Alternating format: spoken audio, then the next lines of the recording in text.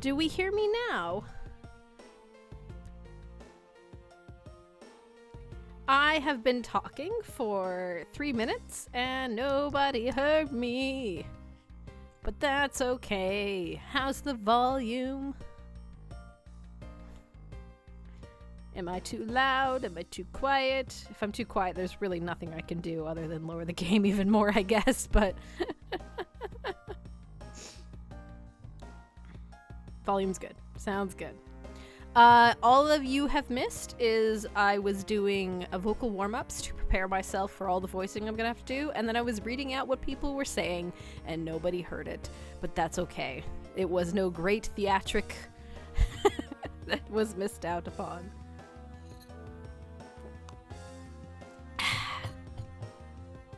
You could yell, but I wouldn't advise it. I'll try not to. This piece of evidence from the KG-8 incident hidden from sight for 10 long years.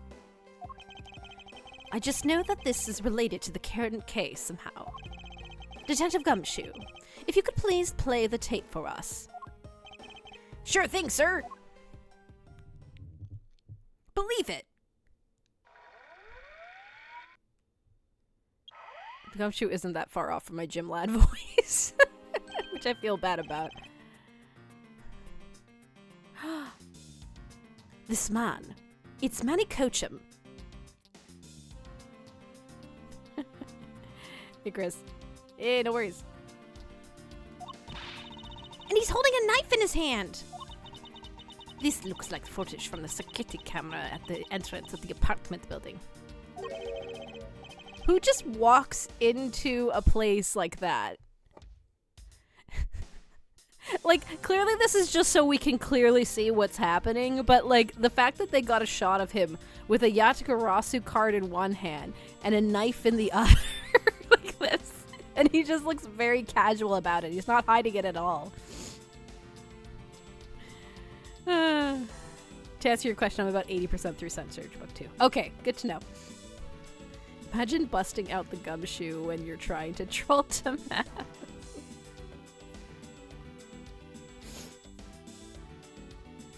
Should be a faked shot of some kind. And like you, I actually read the summary on the fan to KG-8 incident. Thank God this case doesn't have that many twists left. It still has like 3 or 4 though, right? And the crime scene was the victim's own apartment. So this footage was shot at the entrance to the victim's own apartment building. At the trial, Mr. Faraday claimed that this piece of footage existed. However, no one could find it. Yes, somehow or another someone was able to steal it and hide it through Mr. Ernest Amano. I see how this would have been a piece. Would have been a definitive piece, and why someone would want to hide it. But it's a piece of evidence from 10-year-old case. There's no way it's related to the case we're working on now, sir. Oh, Gumshoe. Gumshoe, you were in the 3rd game of of the Ace Attorney series. I don't remember the exact amount of time between parts of that case without getting into specifics, because I know that Chris is going to stream it at some point, but there is a huge gap between 2 crimes that exist in that game that are related to each other.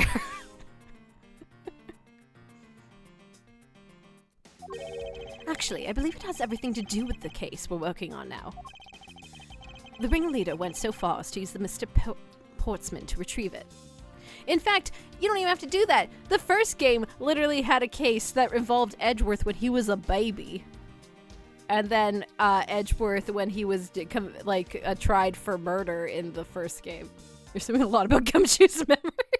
That's fair.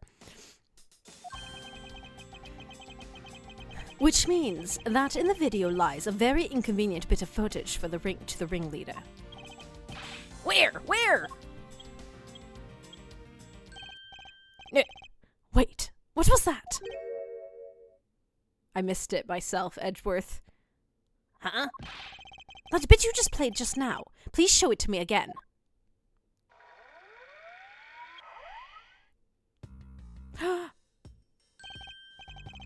There's a car.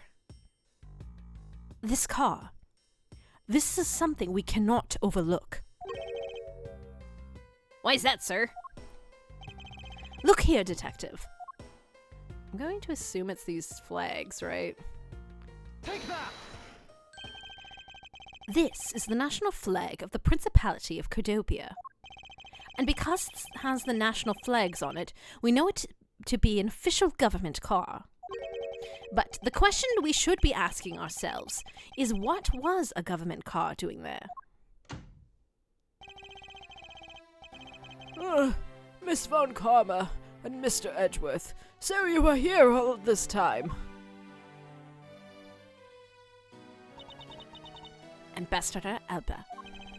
Thank you so much for continuing the investigation, even at this time of night.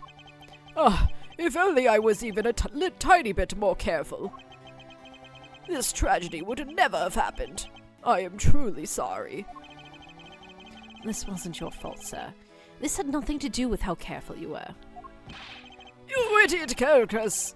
You couldn't chase after a simple thief! Now then, let's get down to the real reason why I came looking for the two of you. I would like you to put the investigation on hold for a while. Can you do that? I just noticed he's got, like, the Pinocchio nose. I guess the idea is he's meant to kind of look like a tree, like one of those, like, trees where they have, like, the carved-in faces into them.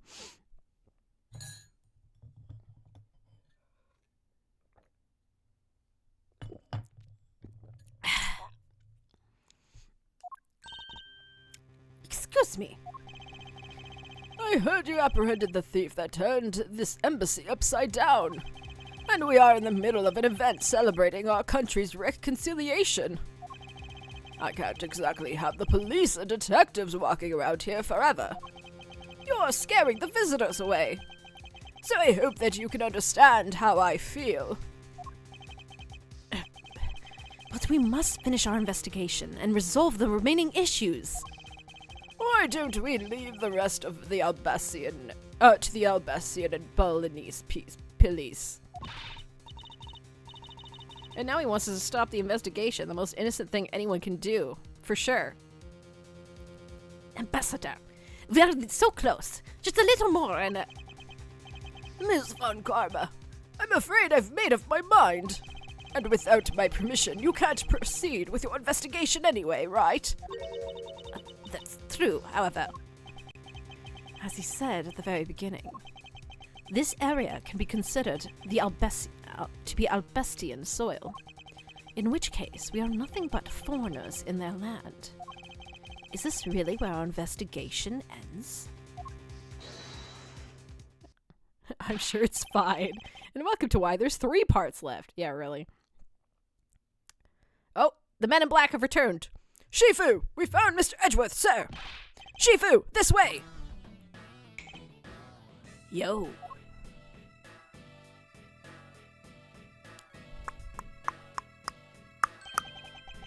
Agent Lang, you're back on the scene rather quickly. If I had laid back and took a break, I'd lose the scent of my prey, Mr. Prosecutor. Agent Lang, why have you returned? Because I have to solve this case no matter what. Well, I'm sorry to inform you. And don't take this the wrong way. I don't suspect you personally. However, a member of Interpol was just found to be a thief, and so... and under these circumstances, I wish to put your investigation on hold. After all, I believe our own police can handle things from here. They are quite capable. Yeah, but Lang doesn't play by the rules.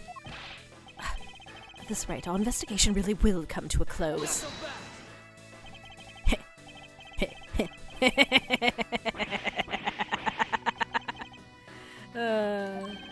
Ambassador Alba. I get it now. I really do. Oh, I'm very glad you understand how I feel. Not that. No, not that. What I was talking about is... I know who the killer is behind tonight's murder. You... No? killer? Do you really mean that, Agent Lang? Wolves don't lie. Lang's too cool for the rules. Then who is it?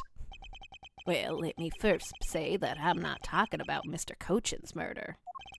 That was all Sheena. Lang Zi says, truth lies not at the exit, but rather shines outside the maze itself. The truth is unexpectedly simple. So let me ask you this. Who do you think was Damascus 2's killer? I'll tell you who. It was you, Franziska von Karma. I forgot this part. I was the killer.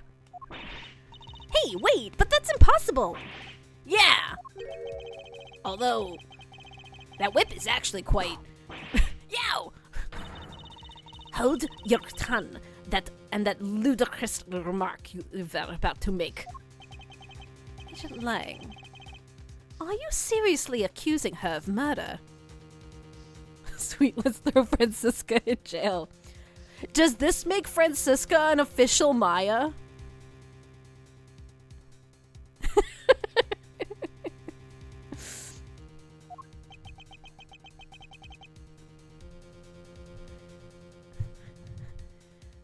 Yeah, I am.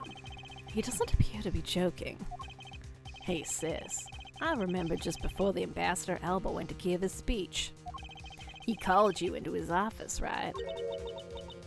Yes, he did. But what does that have to do with anything?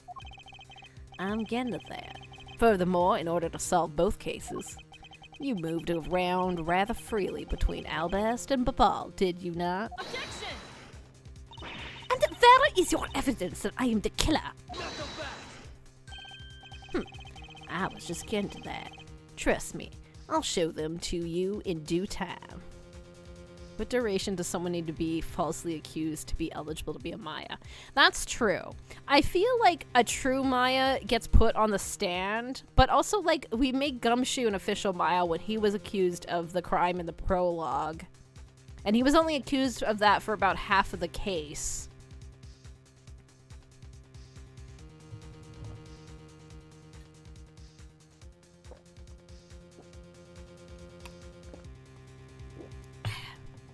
This is only part of this case, but this is the final case, so it's long. This is arguably the same length of, like, the first case. Yeah.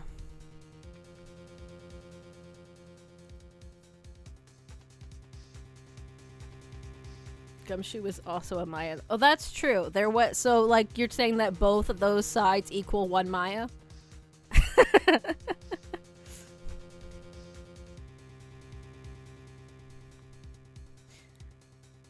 I was just getting to that. Trust me, I'll show you. Yeah, okay. Ambassador Alba, in the order for me to bring this case to a close, I'll need to inspect your office one more time. Will you grant me the permission? I mean, to be fair, this feels more like a ploy, right? Like, I don't think Franziska was ever actually being... Like, let's be real here. Franziska's not actually being accused of this crime. This is just Lang wanting to get into this dude's office so that they can, like, investigate more to figure out what the fuck's going on.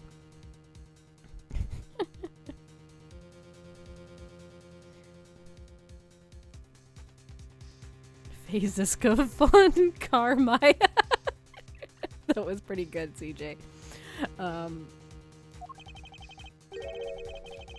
With things as they are, I suppose I don't have much of a choice, do I? Good. Then let's move out. Oh, and don't even think about running away, sis. My pack will be keeping a close eye on you. You can bet your bottom dollar on that. As if I would have any reason to flee.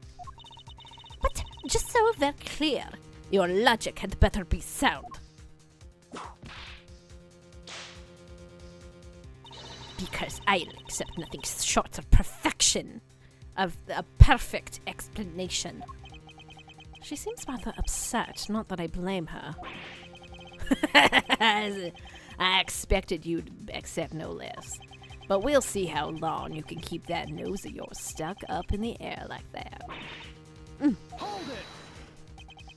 Agent Lang, as someone related to tonight's case, I request that you allow me to take part.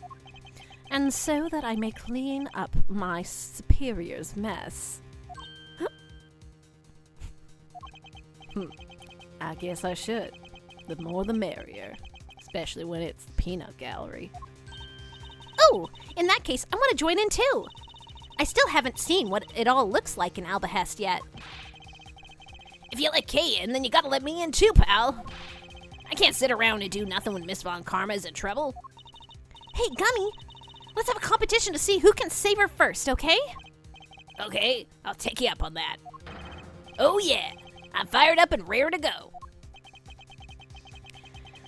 As a detective, I don't believe that this is something you're supposed to be excited over. Sounds like this is gonna be real interesting. Ambassador Alba, I'll be bringing these kids along for the ride. Very well. But I'd like you to keep in mind that this will be your last chance. I'll have this whole mess cleaned up before you know it. Now let's go.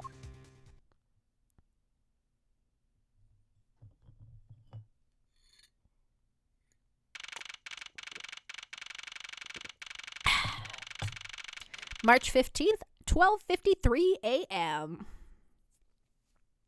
Albahestian Embassy Ambassador's Office. Also, like, he was like, hey, it's, we're still celebrating the whole to-do. And I'm like, God, dude, it's past midnight. What exactly are you going to be doing with people? They're all like... I don't remember how long we've been investigating this case for in terms of time frame within the game, but I think all of the activities are done. Okay, now, let's first go over the facts one more time. Manny Cochin's body was found in the Secretariat's office in Babal. Approximately 2 years. Hey, Captain. I arrived at crime, part 10036. It feels that way. And at least it felt like it.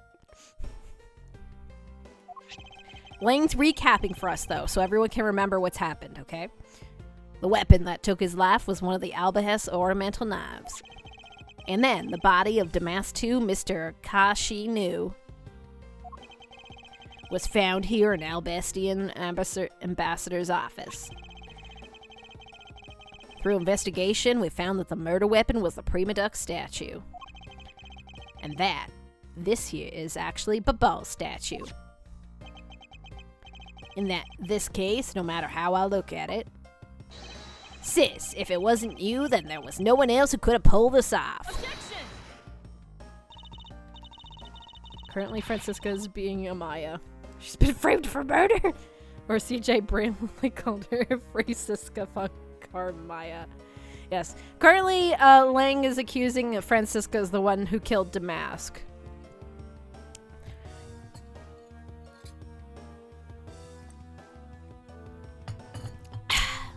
And it's like, not that I don't think Francisca could murder someone, but...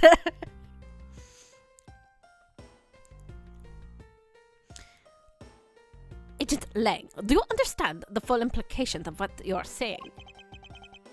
Of course I do, sis, and I'm serious.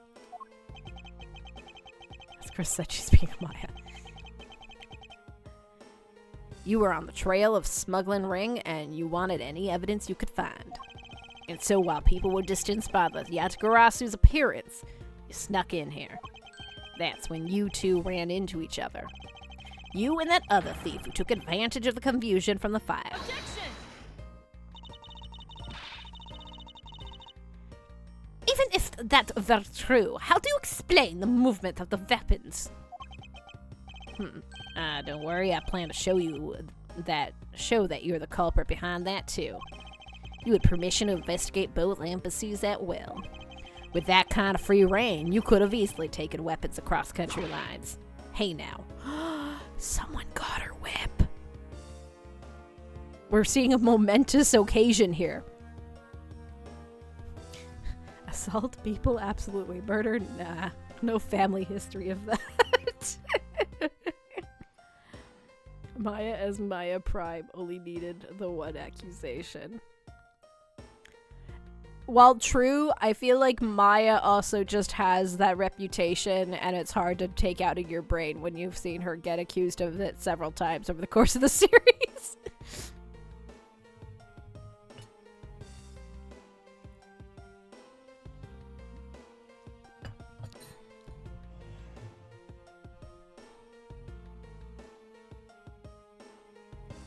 You can do that. Lane's a freaking cheater. Look, sis, I thought I already told you. I'm not messing around here. This case ain't directly tied to the smuggling ring, but Sheena is certainly tied to the smuggling ring. He's right in saying that she's a member of the smuggling ring. However, the connection between this case and the ring, could it not be deeper than what any of us can imagine? Ugh. Let's get this ridiculous circus over with already. Francisca, you need to calm down. Because you only know the facts of Albestian's side of the case. I don't believe you can see the case as a whole, and therefore solve it. That! Don't worry. I'm taking this seriously as well, and I will prove your innocence. That's the only way to be, Mr. Prosecutor. But can you come up with anything else that could top my hypothesis? Of course, your explanation is to solve the mystery of the moving weapons as well. Of course, and I will. Let us now delve into the truth behind the murder of Damas 2. You do understand, don't you, Miles Edgeworth? This isn't just a confrontation against Lang. If you can't figure out how the murder of Damas 2 is related to the smuggling ring, then it will mean the end of our investigation. As long as I have no good counter-argument to his hypothesis, then the best I can do is walk this tightrope and see what I can do. Come on, Mr. Prosecutor, let's get started. Yes, let's. Are we starting with an argument? Okay, I wasn't sure if we we're going to investigate first or not. If another Maya gets accused of more, it stops being a Maya and becomes a new murder magnet. Has anyone been accused more than Maya? Because, like, I guess Maggie Bird would be the closest, who is a fellow Maya, right? Because she's accused in the second game, and she's accused in this game. Does she get accused in the third game as well? I can't remember if she's one of the suspects in that case. I think she is the suspect. Phoenix is up there too. I mean, Phoenix had to like argue for himself once, didn't he? Or I might be confusing it with Ryunosuke actually. I don't know. There's a lot of cases. Cuz like Larry doesn't get accused more than once, I don't think. But he is in a lot of cases. Larry's his own kind of archetype in these games. Like, Larry started the annoying reoccurring character thing, and Wendy, like, latched on to that, along with Lotta.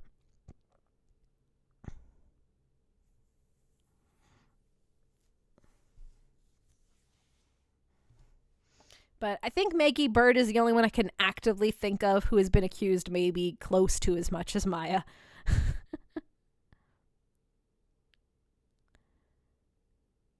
Red, white, baby Phoenix. So I guess technically fake Phoenix. That did happen, I suppose. All right. Border crossing weapons. I think Maggie's way more legitimate in her Maya moments, though. Yeah, like, but Maggie is definitely the most Maya of the, like, I am accused and have to deal with being accused for, like, almost the entirety of the case. Like, if not the entirety of the case. Because I know Maggie's in the gourmet case with the fake Phoenix. So I think she's the one who's accused. But I don't 100% remember if she is the person you're defending in that case or not. Without getting into more specifics of it. One of the Albahest knives was used in the Babal to murder Mr. Cochin. And the murder weapon in the killing of Damas II was the Babal's Primaduck statue. Somehow, these two objectives were able to penetrate the two countries' impenetrable security. The only one who traversed the two countries just before and after the crimes was you.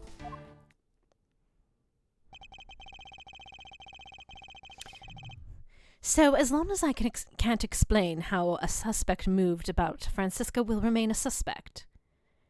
Oh, so as long as I can't explain how the weapons moved about, Francisca will remain a suspect. You got it, Mr. Prosecutor. So why don't you stop giving me a hard time?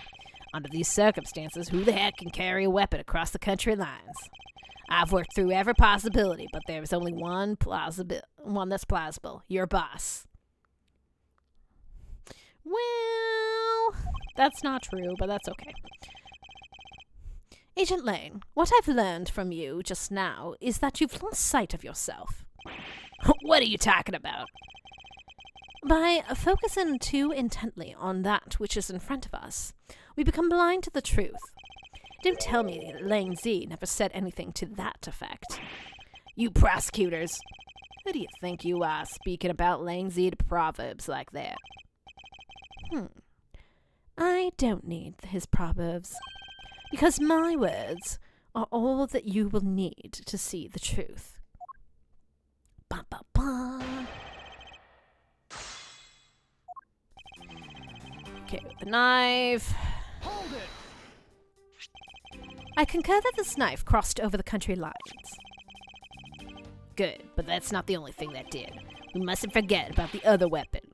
The knife was the only one.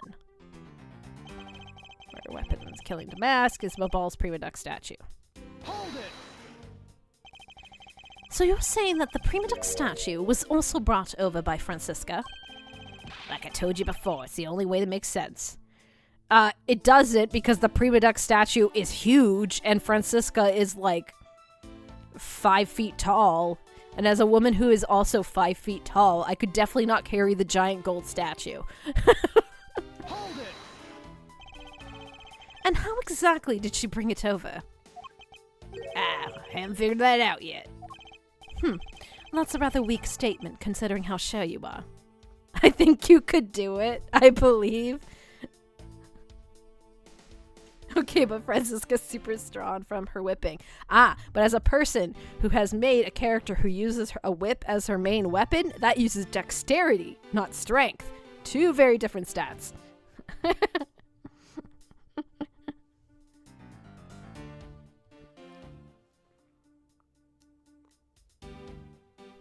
Objection. It can use dex. Doesn't have to. Is that how that works? Have I already been foiled by my own thing? Granted, I did this in 4th. I don't remember if that's the case in other editions. Your first character that used a whip used Constitution. Did she?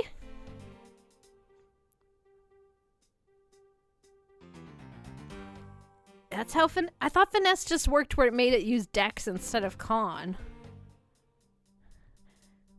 Well, okay then. Whip Senpai? How oh, I totally forgot about Ayumi. That was her name. I was like, what was her name?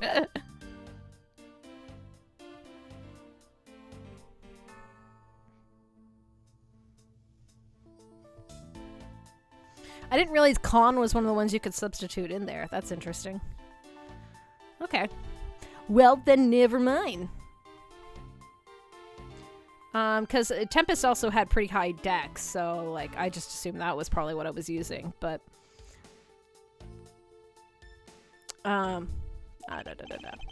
Maybe. But there's one thing I do know for sure.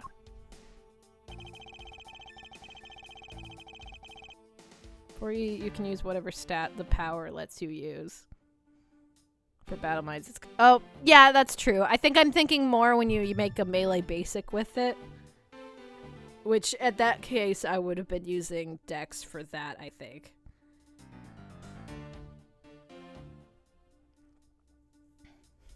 I've become 5e build. Look, this is the problem. If you do a bunch of additions in my head, they all become mud anyway. Somehow these two objects were able to penetrate the two countries' impenetrable security. Hold it. Impenetrable? I should hardly think so. Go fast. You've seen the top of the wall between the two countries, right? Who in the world could cross over that? Yeah, not even I could climb over that thing with The barbed wire. Only way either embassy is through the Theatrum Neutralis.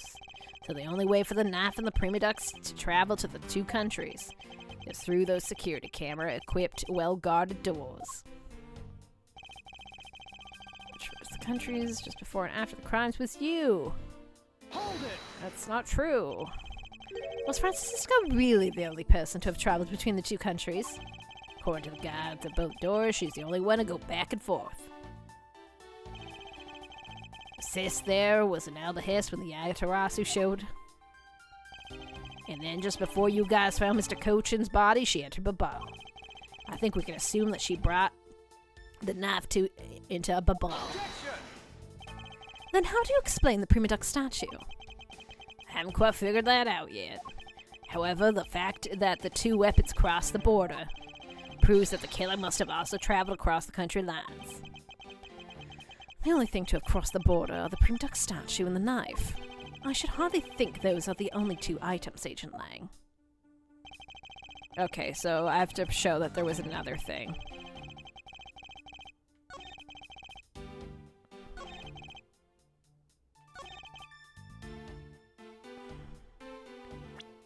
Okay, I don't even know what's in my inventory right now fully. So the statues... Well, technically both of the statues had to have swapped, right? Because, like, otherwise there would be two statues in one place. So I guess that's one thing.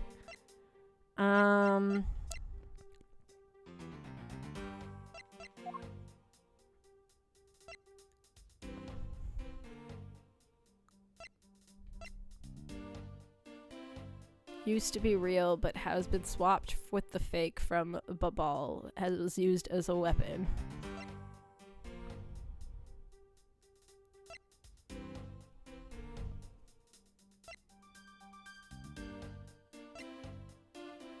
Found in the open air stage, looks like a guitar pick.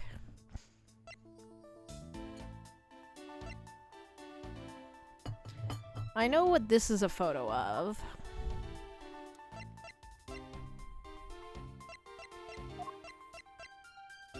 Okay, so is this where I show this statue?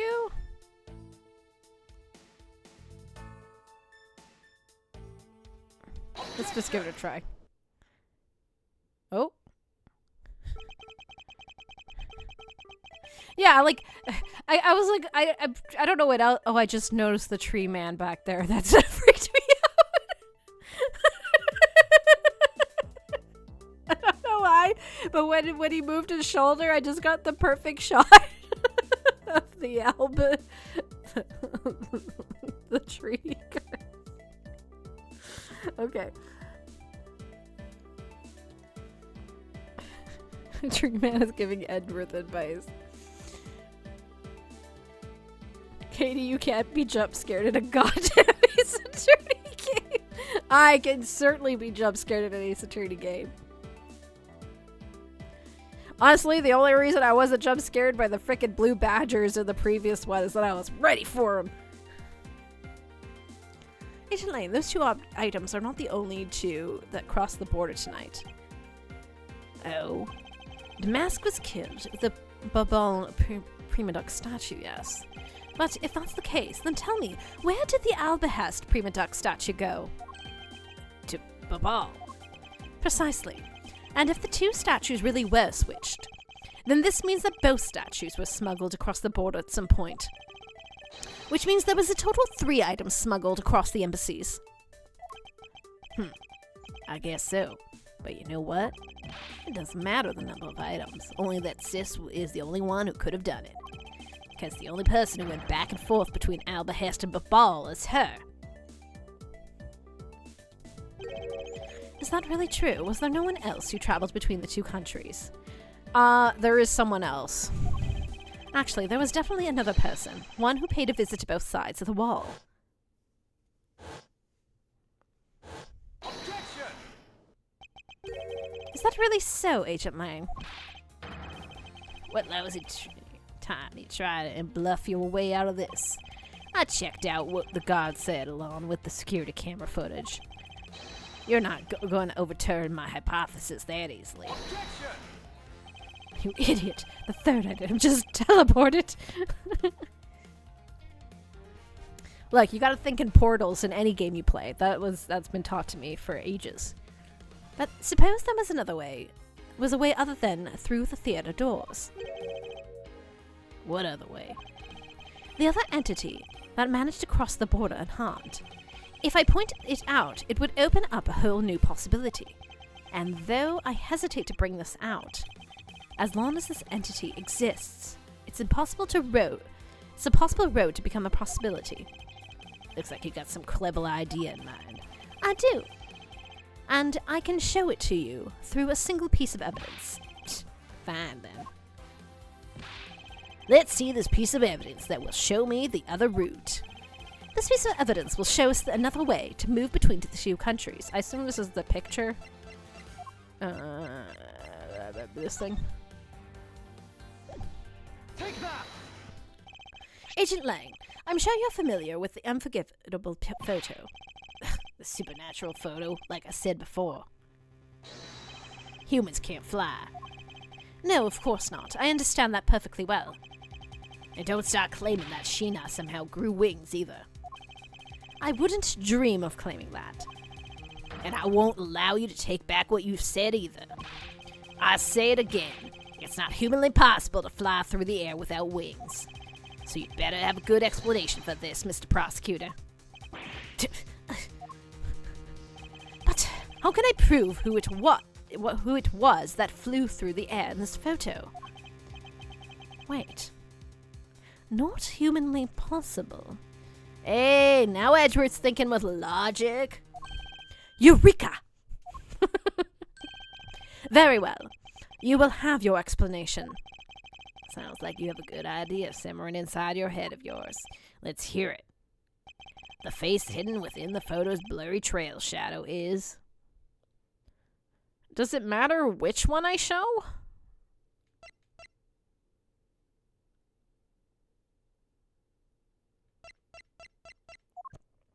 Because I assume they want me to show one of the statues, right? Like,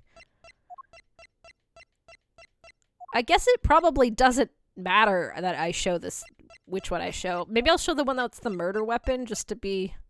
Well, wait, which way is it going? It's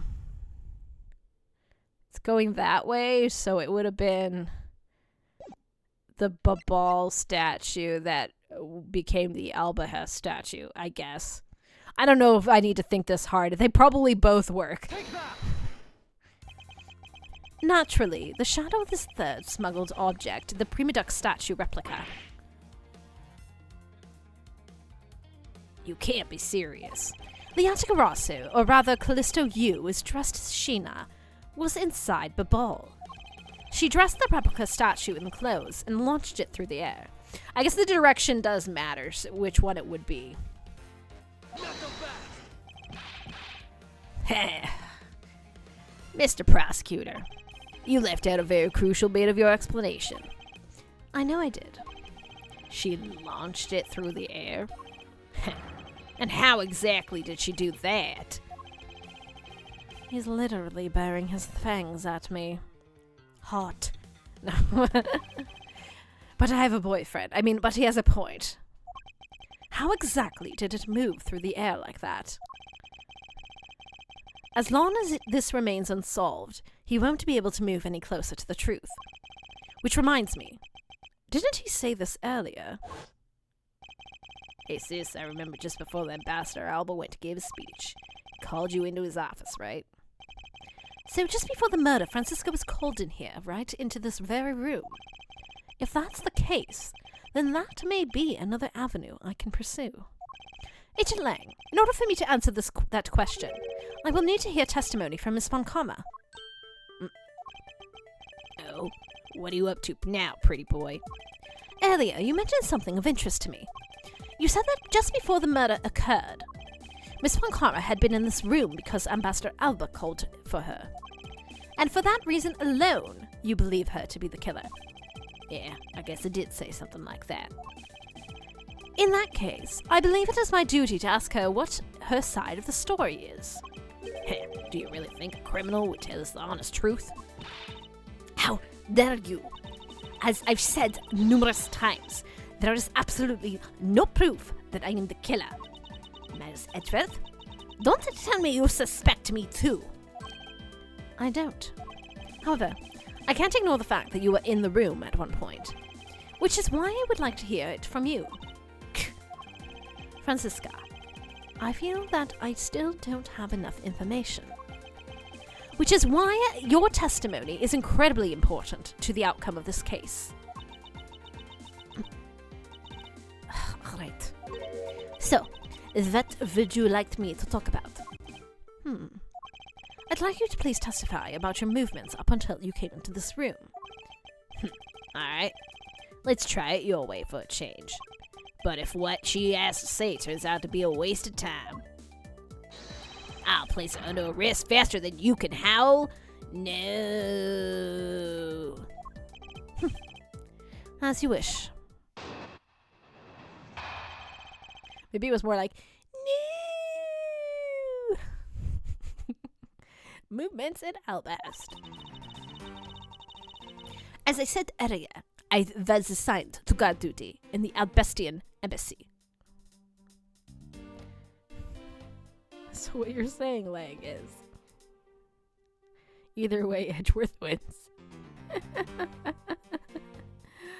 Yeah. It's still so weird to me that Francisca is now with Interpol. Like, it makes sense in some ways, but in others, it's just kind of like, yes, this tiny 5-foot tall woman that defends herself with a whip is a secret agent. After I saw the steel samurai off on his ways towards the ambassador's office, I returned to the Rose Garden for a bit and checked up on security situation. After all the preparations were in place, I called and back by Ambassador Alba to his office.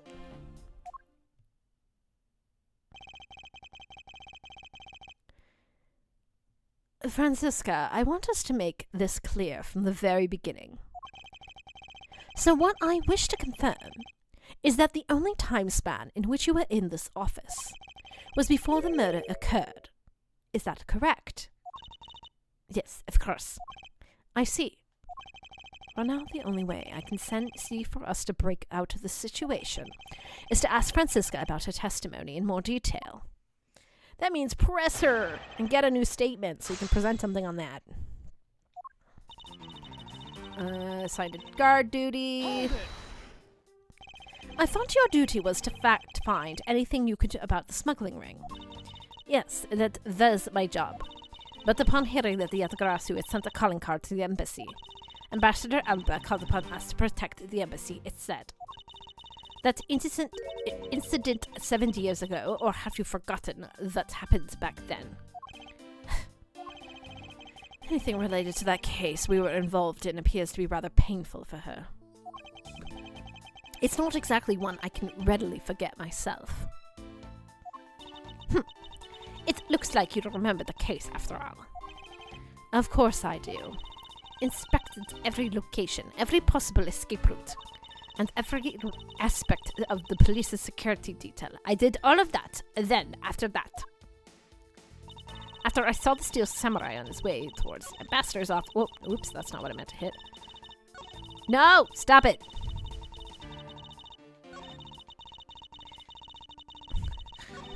Okay, there we go. We're good. It was on the way towards the ambassador's office. Hold it! So, you were at the theater as well? Yes, And I suppose you're there as well, watching the stage show. Well, yes. Sir Francisco was there. Well, after the show was over, I saw a steel samurai off. Rose Garden. Hold it! Why did you need to confirm the degree of preparation for even the speech? For security checks, of course. What other reason could I have? And no one knew just how the Yatagrasu had planned to getting in, right? Yes, I suppose you're right. And in the end, the Yatagrasu did choose to appear in the Rose Garden. Even if it did turn out to be nothing more than a chateau. Who would have thought that she would use a chateau? Calm down, Francisca. She must still be nursing a grudge over the fact that she couldn't figure it out for herself. Anyway, there was no one in the Rose Garden, and we were aware that the speech was set to start thereafter. Preparations called the ambassador's office. Hold it! At that time, Damas 2's body had yet to be found in the room. Is that correct? That's right. But Ambassador Alba was here.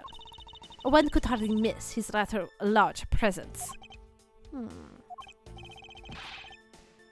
A criminal will say anything to get out of getting arrested. How do we know you're not lying?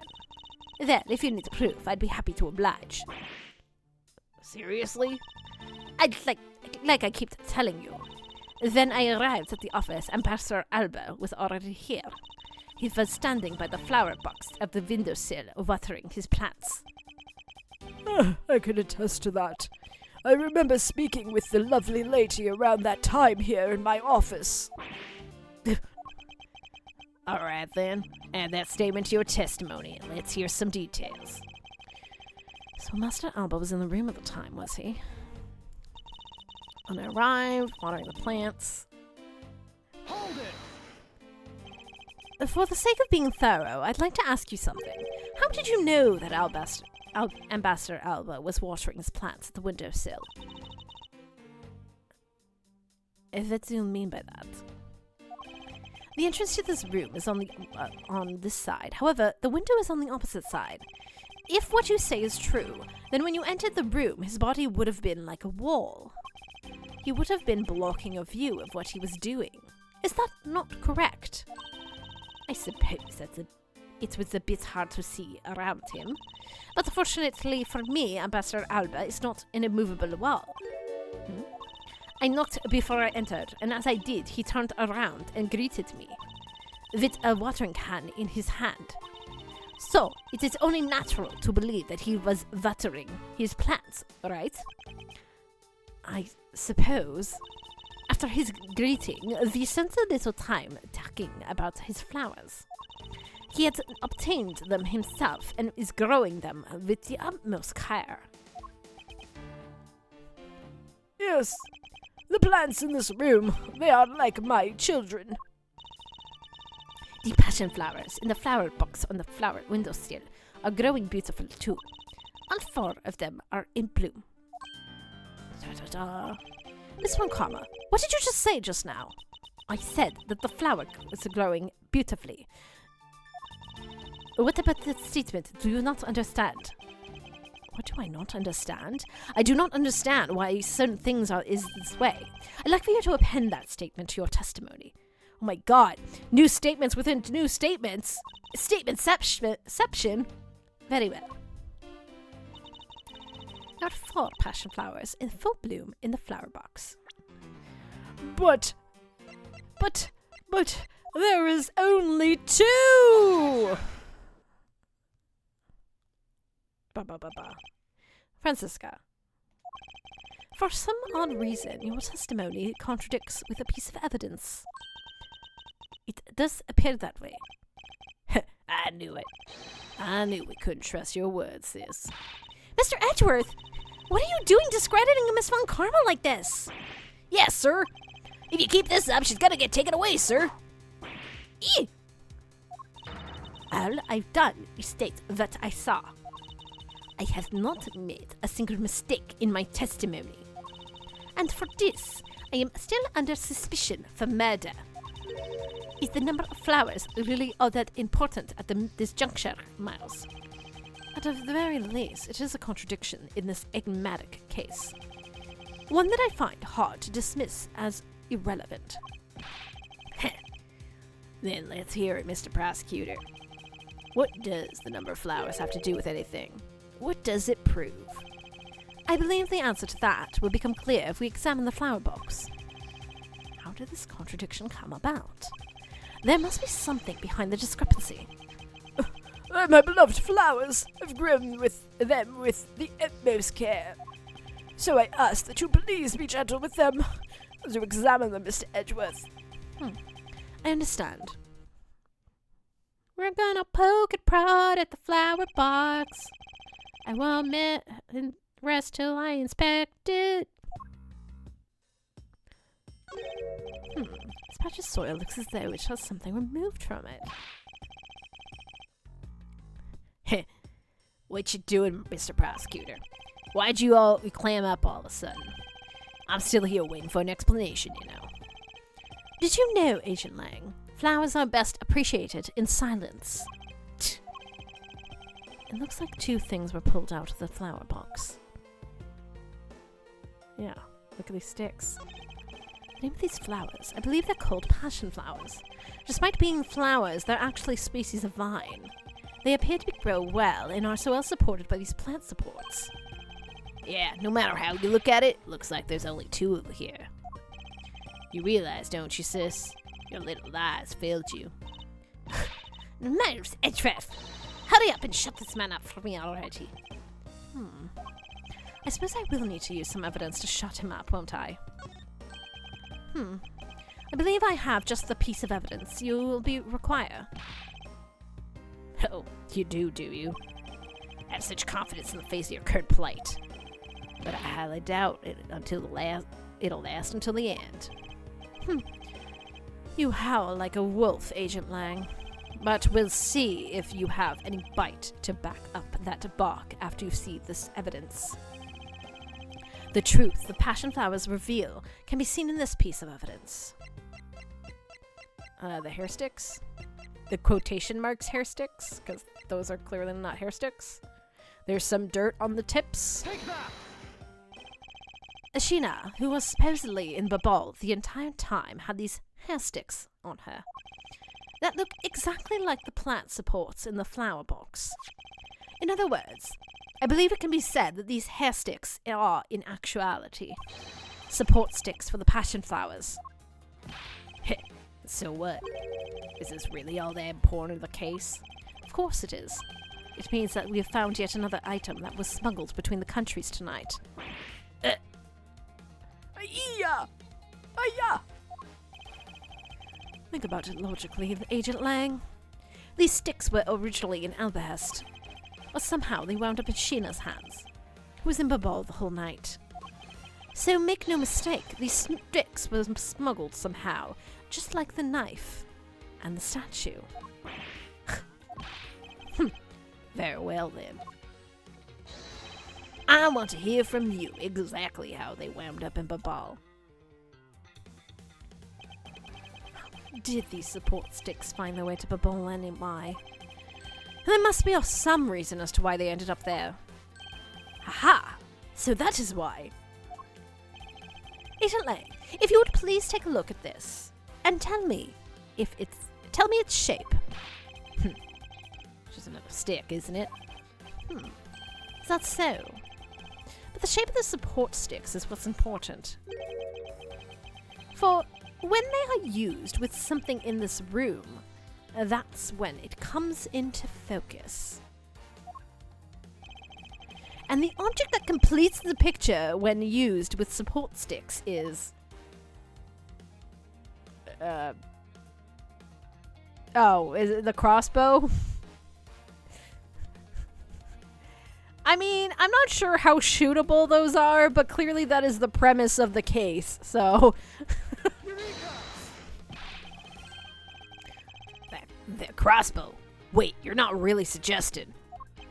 I am. These hair sticks, or rather plant supports, sticks, They make the perfect arrows. Yeah!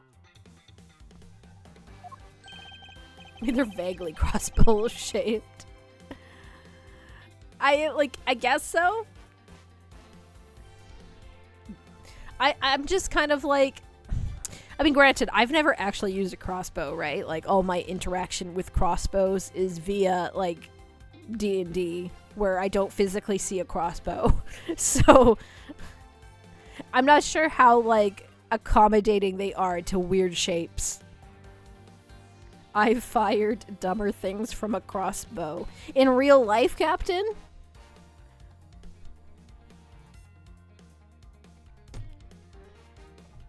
Are you a real life archer and I wasn't aware? But this thread has yet to be completely untangled. Even using the arrows, how does this explain how the statues were transported? Furthermore, who could it have been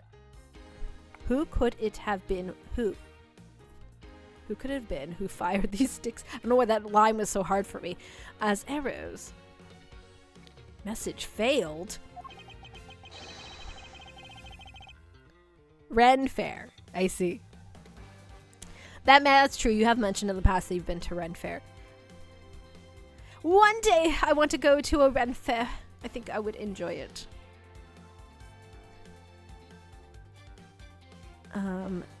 There must be a common thread that ties all these things together.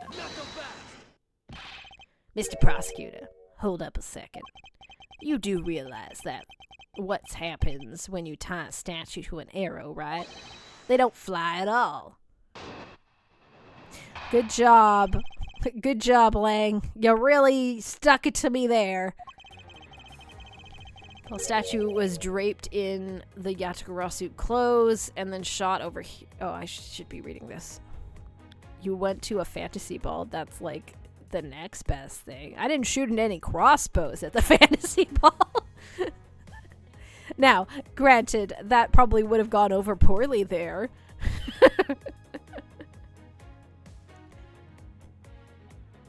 So, the ball statue was draped over here in the Yatagarasu clothes and then shot over here.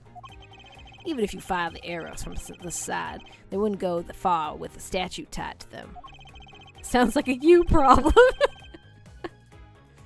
I don't think I need to tell you that the Prima Duck statue didn't sprout wings. You're a realist, after all, aren't you?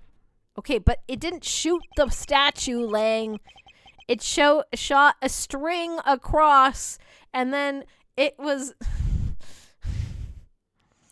Okay. Didn't sprout wings. Of course they didn't. Glad you understand. I feel much better already. I was afraid for a second that you were unaware of that crucial fact. The only crucial fact... It's only crucial because you're under the belief that wings are necessary to this equation. What? You need to free your mind a bit more and let it fly, like a bird on the wind. The Prima Duck statue flew, but not on a wing. Allow me a bit of your time, and I'll explain this mysterious phenomenon to you. Okay.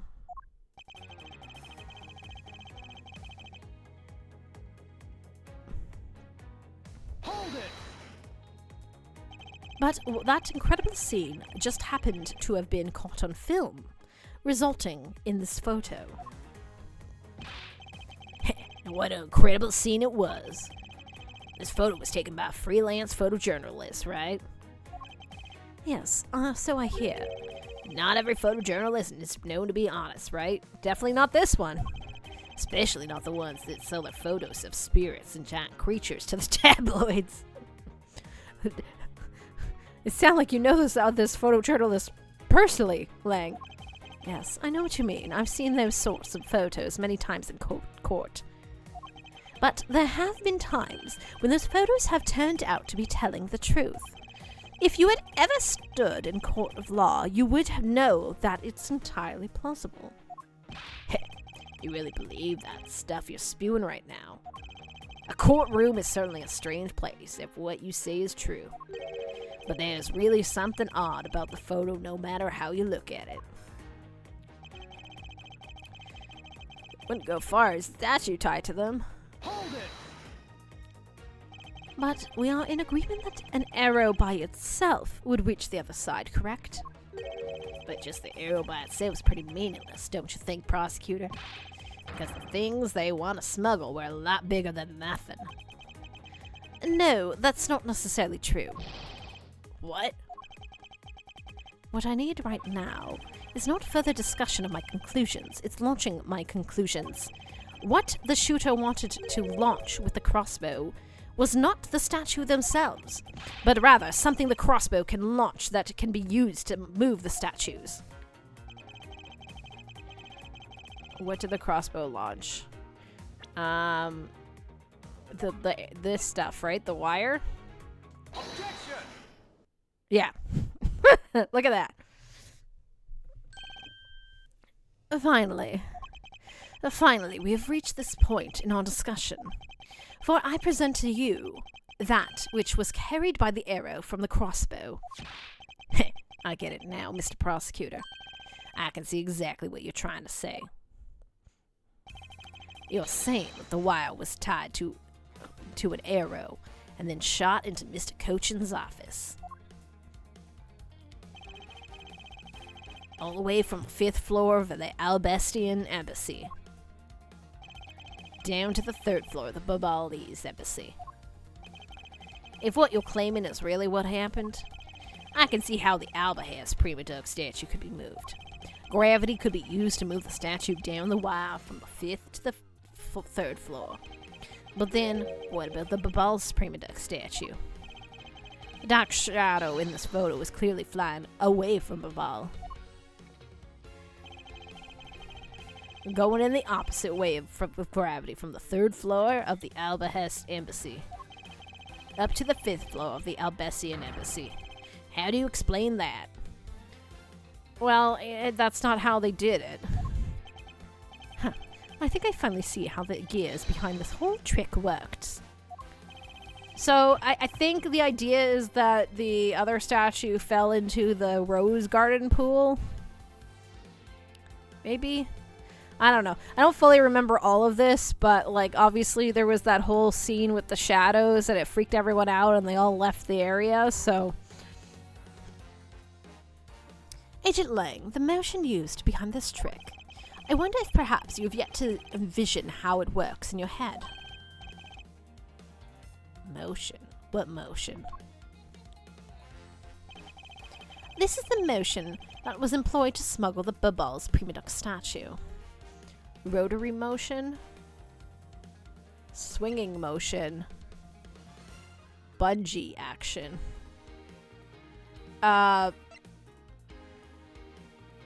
Rotary? Swinging. It looked like swinging. I guess the idea is that they swung it. Swinging motion was employed.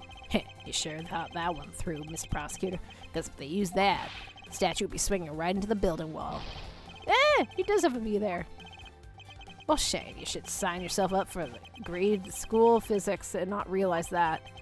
I'm at a loss for words. It's that. I need to calm down and think through once more. There's only one feasible motion that could have been used to send the statue up. Rotary, then. I believe it was done via rotary motion. If the two statues were transported simultaneously.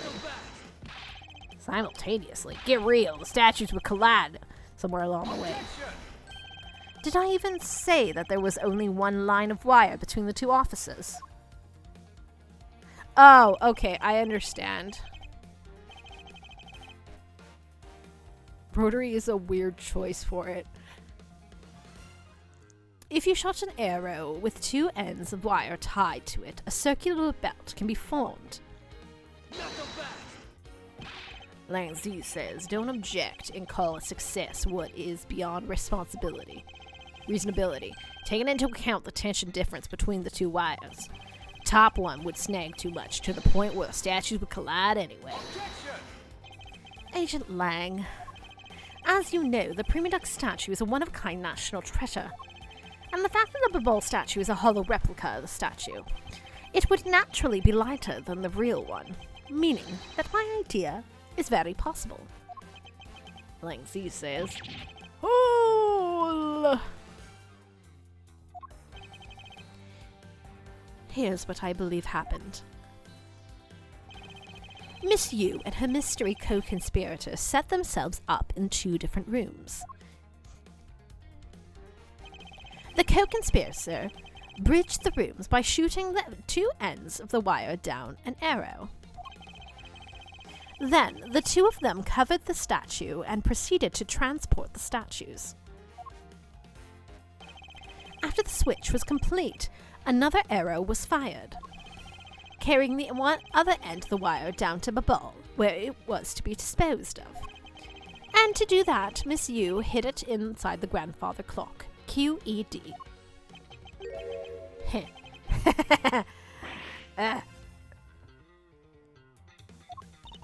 This proves it, right, Agent Lang? That I'm not the killer? Not yet, sis. I still haven't had my dessert yet. Ooh, dessert. Right, Mr. Prosecutor. The proof is in the pudding, as it were. Pudding is a nice dessert. I would like some pudding. Some vanilla pudding. Banana pudding. Yum, yum, yum. So, do you think you can do it? Can you prove that what you said is what happened? Because remember, if you can't, I'll be taking a certain someone back home with me as a souvenir. I agree that as long as there's no proof, my hypothesis remains just that. However, what I have laid out is no more mere hypothesis, for there is one more piece of evidence.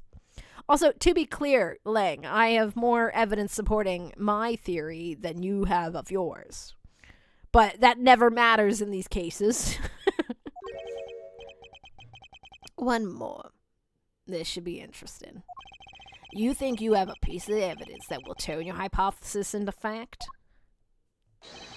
Well then, let's see it, Mr. Prosecutor. The thing that made it possible to create a circular belt out of a length of wire. I believe that is right here in this very room. Is it now? Now, this is what I believe made it a circular belt transportation method possible. Oh, is it the fan? I guess that's the only thing it could be. Right? Yeah, because it rotates. So it would do the thing. Take that! Yeah, looks like you dropped another bomb on us again. The last piece of the trick are the 2 pulleys. Don't Katie me! Precisely. The ceiling fans double as a pulley in this case. And thanks to the fact that there is one installed in each office, the ceiling fans are made for perfect pulley setup for a wire to run on.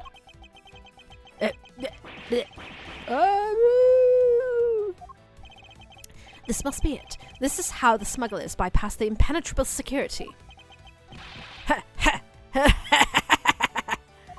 You really are something else, Mr. Prosecutor. I bet you figured it all out already, haven't you? You know who the big hot shot that set up this real-life stage show is, don't you? The person who set up this rather large complex stage show needs to be someone who had foreknowledge of the existence of the ceiling fan in both the Albessian and the Bali's offices, and that passion flower support stakes could be used as arrows. Who could it be? Who could it be? It's a mystery. I definitely don't know who it is. The real mastermind behind this case. Well, don't you dare make this wolf wait for his food. Why are you so hesitant, Miss Edsworth? If you can't say who it is, why don't you present something like you always do? a single point of the finger here, and this case will explode into an international incident. It's Maya Fey! However, it's already too late for me. To stop the forward momentum. The music's playing! Pa-pa-pa. It appears that I have no choice now, but to rush in. There is a piece of evidence that will point us to who the mysterious mastermind is. Is there now?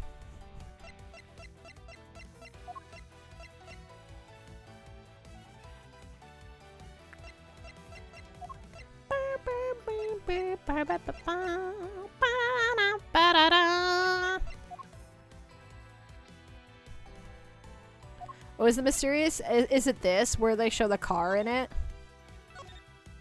Is this the evidence? Or is it... Do I have something else that points to the guy? Because, like, obviously if I could just present a profile, but they're not going to let me do that, so...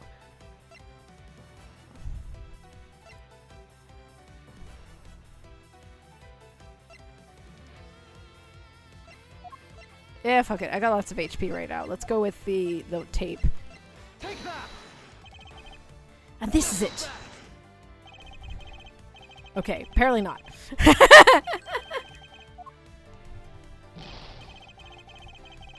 I should be careful because I don't know when I'm going to get a refill of HP. I don't want a repeat of the third case.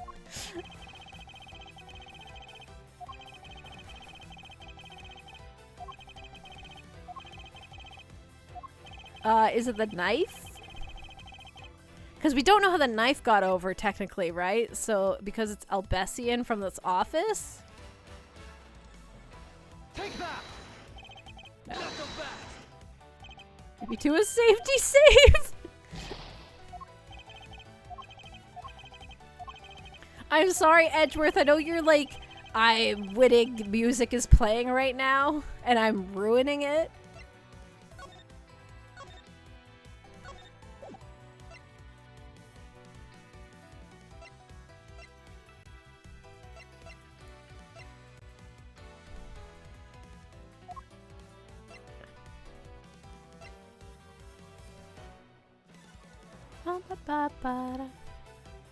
Am I presenting the flowers? Take that! Okay, it's the flowers, apparently. I guess, because the sticks came from there. The smuggling could not have been possible without the use of a crossbow. Furthermore, the arrows that were shot by the crossbow were plucked as if they were from the flower box in this very room. They were planted so long ago that the passion flowers had time to grow so big that Miss Von Karma didn't even notice the arrows when she visited the room today. On top of all this, the fact that the culprit knew that both offices had ceiling fans tells us that the person has very detailed information on the embassy's layout. So, as you may have already guessed, the person I am accusing of hatching this plan is the person who grew these flowers in the flower box with the utmost care. Thus, it can only be you, Kirkus Alba.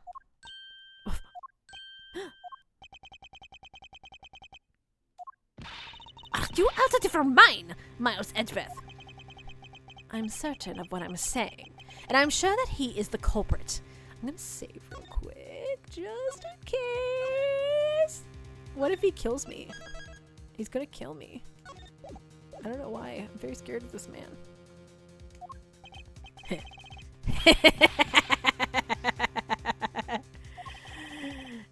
Tell me, prosecutor, what was the ambassador trying to accomplish by doing all that stuff you just outlined? Why in the world would he need to use a trick like that? I understand you need to doubt me. However, there is one thing that stands out to me as very odd. Just one thing, huh? Lang, I would like to point out that I know you're using Francisca as like a pawn in this, but there was literally no motive behind Francisca doing any of that. So, you know, that you being like, well, why would he do any of this is really like nitpicky. The one single end result Ambassador Alba sought to obtain If we were to examine the focus of this complex trick, I believe we will finally find the answer to everything. Motive never matters until they want it to. Everything will become clear once we examine this piece of evidence.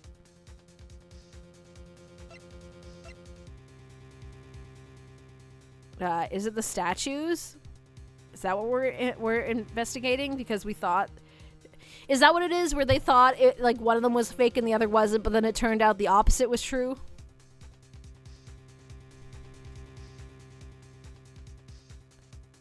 It was fake, but swapped with the real one. Used to be real, but has been swapped for the fake.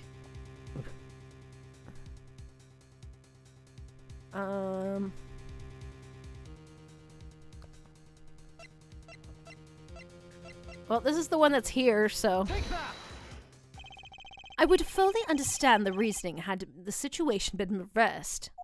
However, to go through the trouble of swapping the real Prima Duck statue for the fake, I sense a very shady reason for such a bizarre action. And who better to ask for that reason than King Prima Duck himself? I see.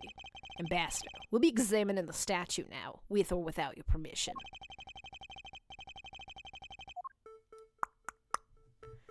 Look at that handprint.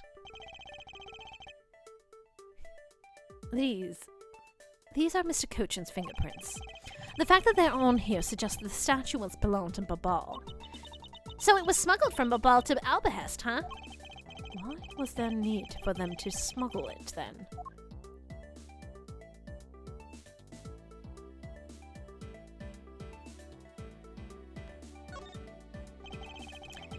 With his sword drawn like this, is an aura of valor and bravery around the King Prima Duck. He looks so cool standing like that with a sword stuck in the ground in front of him.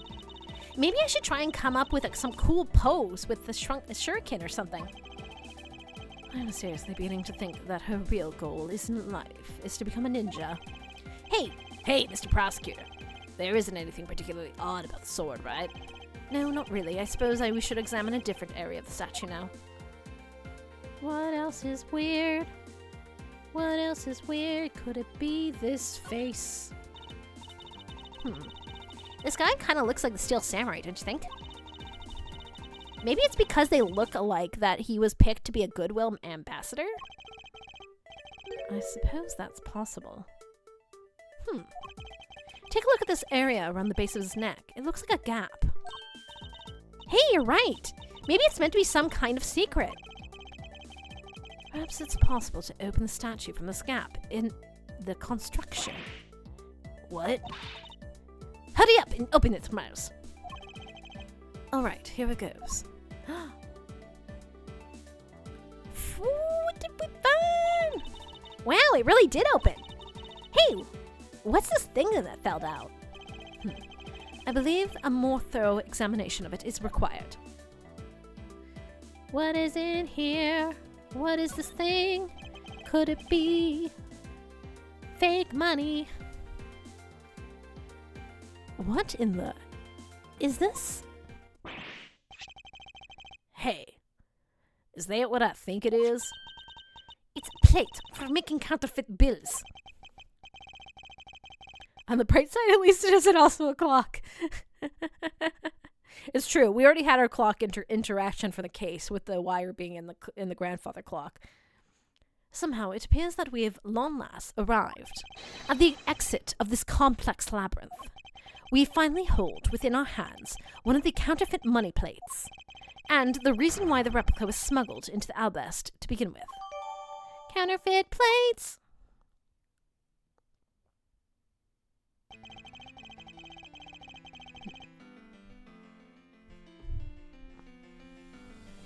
The Prima Duck statue can only be handled by the ambassador or the secretariat, and the replica is nothing more than a hollow shell covered in gold.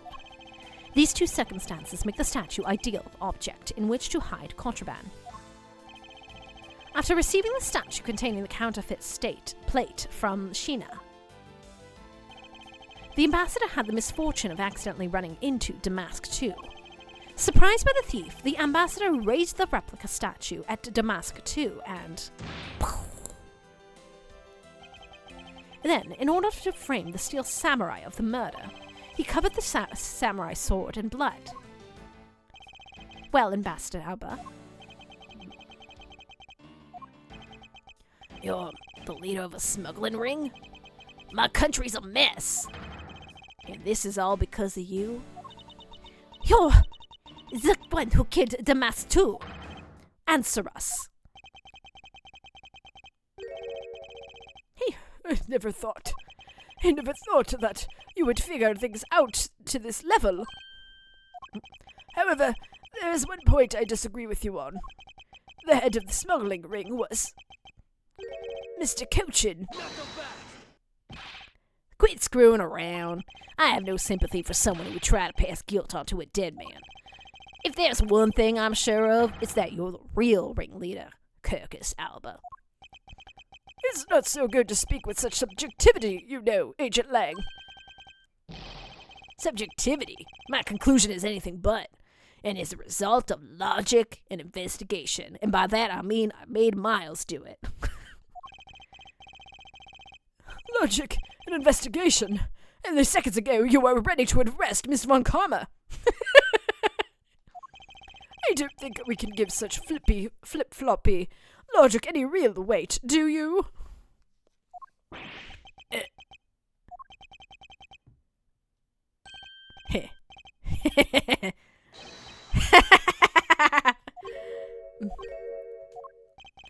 It looks like you still don't get why I came back. Excuse me. You see, the reason I came back is so that I could sink my fangs into your wrinkly old neck. Delightful. From the very beginning, my real target has been you. What? Agent Lang, I demand an explanation. Sorry, sis. I didn't mean to put you through all that. I knew you were innocent from the very beginning. You did. I knew that this whole incident had been meticulously planned and prepared for. So naturally, the occupant of this room, Ambassador Alba, seemed the most suspicious. But without the ambassador's permission, we couldn't get in to look around. Ah, so that's why you put on this big show to accuse Francisca of murder. Using Francisca as the bait, you were able to gain us entry and investigative rights. Yeah, if I had done that, I doubt the ambassador would have given the okay to poke around. So that is what this was about. Very well, I will forgive you. But in exchange for using me as bait, you will take some responsibility and help us find out the truth. Agent Lang, for giving me such a great opening, I thank you. Were they working together? You know, I just knew, Mr. Prosecutor, that somehow if we were able to find some proof by investigating this room, that you would be able to figure out the real culprit with your special brand of logic. Hey guys, get a room. No. The evidence detectives collect combined with the logic of the prosecutor. That's just as it should be in a prosecutor-detective team, right? Poor Gumshoe.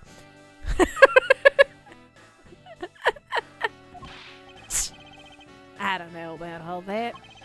But one thing I do know is that I'm itching to see that old man get what's coming to him. You're quite scary when you want to be, aren't you? Hey, you were the one planning to use me to push all the guilt onto the sis. But unfortunately for you, you misjudged me. Agent Lang, I wish for you to stop trying to intimidate me. What we need right now is evidence and proof. I wonder if you have what is necessary to prove that I am the head of the smuggling ring. Don't be such a sore loser. If you really are the head of the smuggling ring, then you should acknowledge your crime with dignity. Dignity? That is nothing more than a fool's insincere display of strength.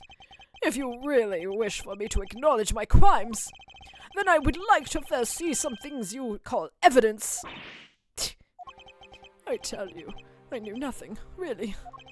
I didn't even know that a counterfeit plate was hidden inside that statue. Objection!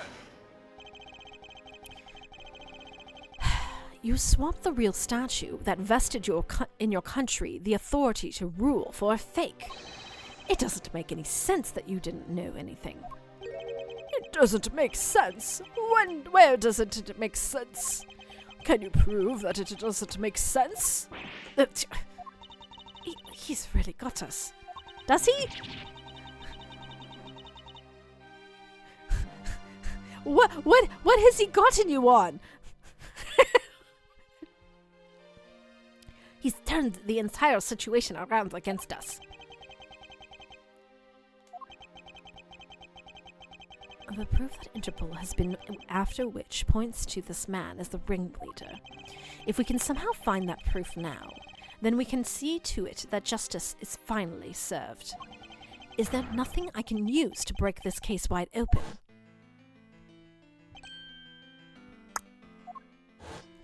Oh, what could it be? The trump card and the videotape. With those two items, we might be able to finally bring this man down. But the card is evidence from a case that Mr. Faraday hid away in secret. And the tape was stolen by Detective Bad from the police. They're both legal evidence. No matter what, a protector of the law can't be allowed to use such pieces of evidence. Even though I'm not in a courtroom and I don't have to use legal evidence right now. Granted, for him to get convicted of the crime, although I can't even say that in this world that they really give a shit if the evidence is real or not prior to the court of law. Needless to say, we, Von Karmas, are commanded to achieve nothing but victory, and by any means necessary. The only way to bring someone like that to justice was to do so outside of the courts. That's what we thought at the time. I no longer follow the path of Manfred von Karma. They care about that when it's inconvenient to us, the player. And I won't follow the path of the Art Horacio. This leaves me with what? What creed will I believe in? If I want to pursue the truth, then will I sully my hands in illegality? And if I want to pursue justice, then I will lose the truth. What is the law? And what is justice? And which path is the prosecutor supposed to follow? That choice is one I must make by my own hands, here and now. Ba-da-da-da-doo, doo-doo-doo, doo-doo-doo-doo-doo. What is the law? Baby, don't hurt me.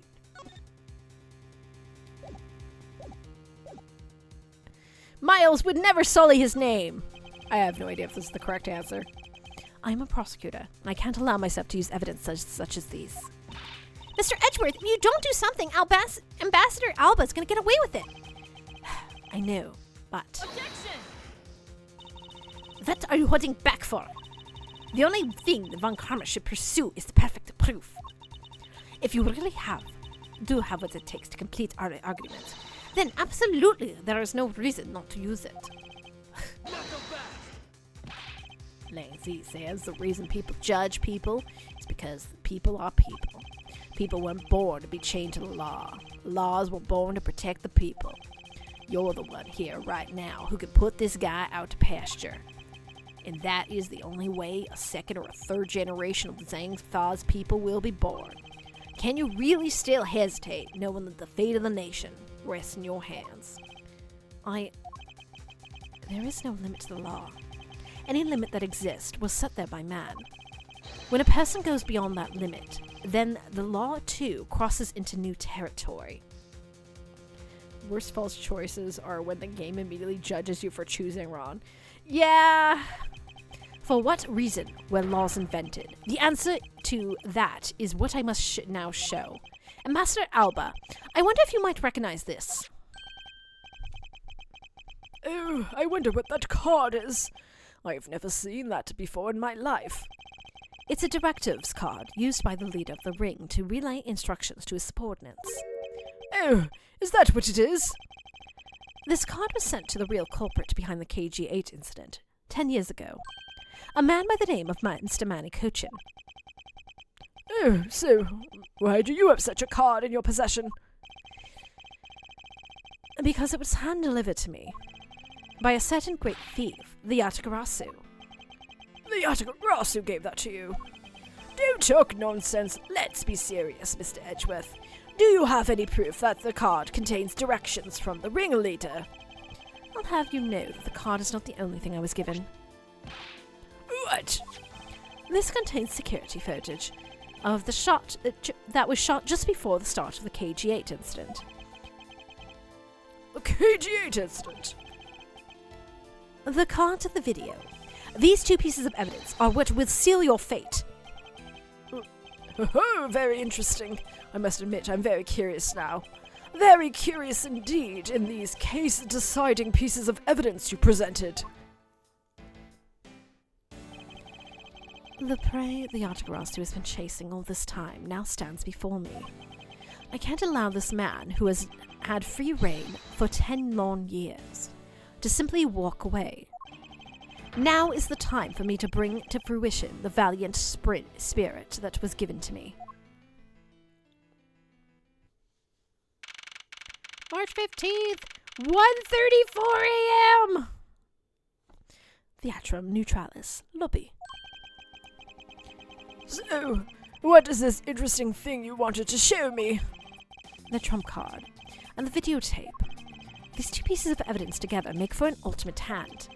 And this is where the real meaning behind the Detective Bad's words will be realized. Edgeworth, truth over sleep. Detective Gumshoe. Yes, sir. What you see here is security footage shot just before the KG8 murder occurred. From this footage, we know that the card is a directives card from the smuggling ring. This is the section that proves the card was used to relay orders.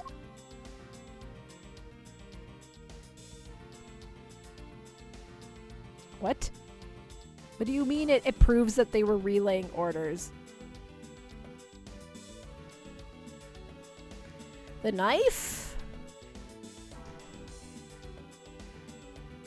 From this footage, we know that the card is directives card from the smuggling ring. This is the section that proves the card was used to relay orders. What kind of nut chop soup that's 1:30 looks in chat. There's definitely no one in here from, EU time frames or anything. I don't actually really know what it is I'm supposed to be able to prove that this is a shows directives. Like, I see the card in his hand. Am I just supposed to present the card, or...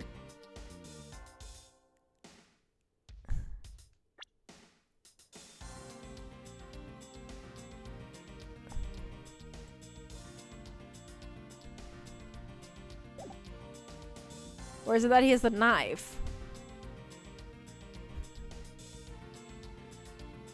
Well, I'll present the card because that's there. As you can see, Miss Cochin is holding the card in his right hand. I see. The killer is indeed holding a card with the exact same design on it. But that card, and the one you have, just because they look the same doesn't mean that they are does it? Ah, but there is a very easy way for me to prove that they are in fact one and the same. All we have to do is simply take a look at this. The blood, I guess. Section of the text has been obscured by blood, but it's clear in the writing is in Cadopian.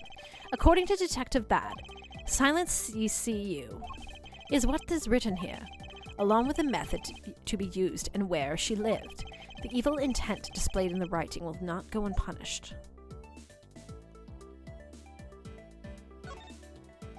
According to Detective Bad, Ambassador Alba's directive cards bear the mark of the three-legged raven, or, in other words, a Yatagarasu. I suppose this mark was inspiration for their group's name, the Yatagarasu. So much Yatagarasu. Like, it's not like Yatagarasu was new to me, but it was something about doing this case made the Yatagarasu pop up several times. In anime, we had the Yatagarasu. I was playing Bravely Default. One of the weapons is called the Yatagarasu. At one point, I debated if I should just call my Shadowrun character's code name the Yatagarasu. Dark red blood. Yes, this is your proof. Proof that the orders on the card were played out in that terrible tragedy. The blood belongs to the victim of the KG-8 incident. With a bit of DNA testing, we can easily verify that fact. If you have no objections, then I'd like for you to take a look at this next piece of footage. This car has passed by in front of the victim's apartment building. It's an official Quadopian government car. What? Detective Gumshoe, if you would please magnify the footage. Sorry, the footage directly links the smuggling ring to Quadopia. Look in the mirror. Take that! This section will make it clear to us. Wait, what? No. Must be very tired, Edgeworth. Okay, is it the fact that the thing's in his pocket? Okay. Okay. I'm not gonna lose all my points, I promise. Okay, but I'm just saying, I'm pretty sure that's a Quadopian emblem in the mirror there. Okay, well, we see the card in his pocket, so... Take that! The shape of this pocket, the directive card in it. It tells us that, without a doubt, this person in the car is Mr. Cochin. Like, you're one step ahead with that? Oh, is that later? This is also the problem. Sometimes my future sight kicks in. The license plate on the car was also captured by the security camera. And with it, we can easily find out who was sitting in this car that day 10 years ago. Which is why I can say with confidence that you were riding in this car that day.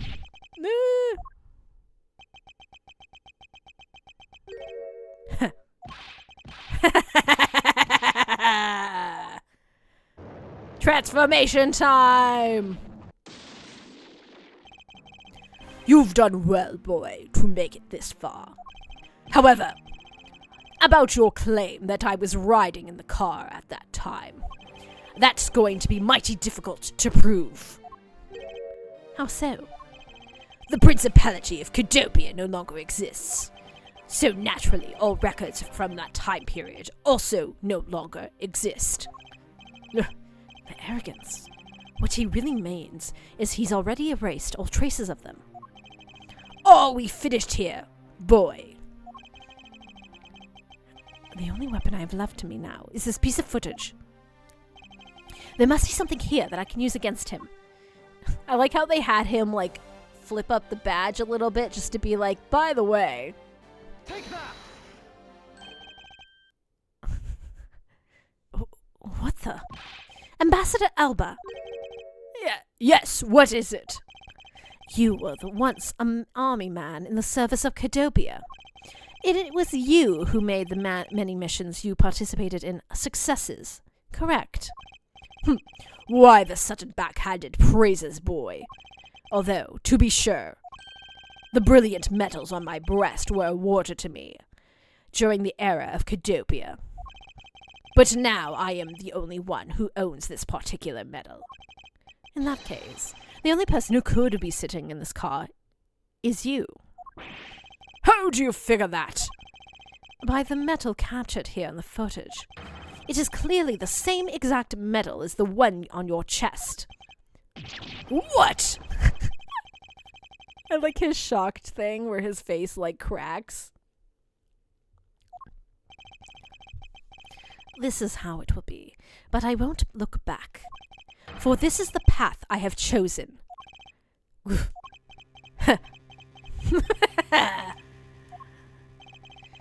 You've moved me with your devotion in this case, Mr. Edgeworth. Why is he taking such an arrogant stance with me? It almost looks impossible, isn't it? For the lot of you who have come this far, it looks like I just might lose our little game this time. You might lose the game this time? You don't get another round, Mr. Ambassador. Is that a fact? Very well. Very well. I've decided to confess and admit my guilt.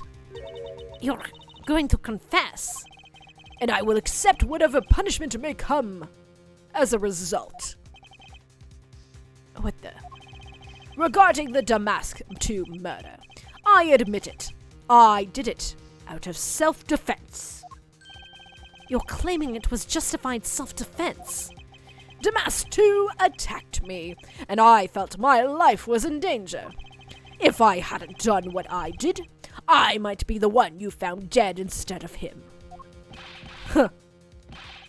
What a pathetic performance. Huh. I'm not giving you one. Wow, you two really know how to laugh at inappropriate times. Well, that was easy. Oh, I wish, CJ. Oh, I wish. If you wish to claim it was justified self-defense, then we will need some evidence. It's always evidence with you, isn't it? But if that's what you require, then I'll provide it. That man left a mark on me when he attacked. What? I don't particularly want to show it off, but this is the proof that it was self-defense. Ah, he has a wound. I am an old man, and sometimes I don't pay enough attention when I should. But the mask doesn't have a single weapon on him, Spotty.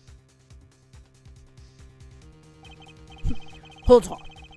It's nothing to get worked up over, because I hid the weapon. You hid it. I'm sorry, but as you know, a murder is a murder, even if it's in self-defense. Well, I mean, not really in the eyes of the law. If it's in self-defense, it's not considered murder. It's considered whatever.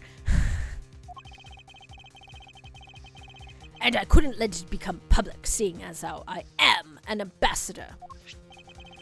This is the weapon you seek, my special bonsai snipping shears. Ugh, it's covered in blood. He was trembling quite badly during our struggle. But that's when he grabbed the shears that were sitting in my office and attacked. So you see, it was an act of self-defense. Is he right, Mr. Edgeworth? Since he has both the wound and the weapon that caused it, it's enough to declare it so. But he might have did it to himself. No way! Oh, which reminds me, I guess there is still one more accusation I need to resolve. Smuggling and counterfeiting. Unfortunately, all of that is my secretary's doing. I had no knowledge it was going on. Stop spewing nonsense. You're trying to throw my investigation under the bus in your desperation. If you want to get real honest, if everything in this case can be connected to you, the matter of Damask 2 was done on self-defense.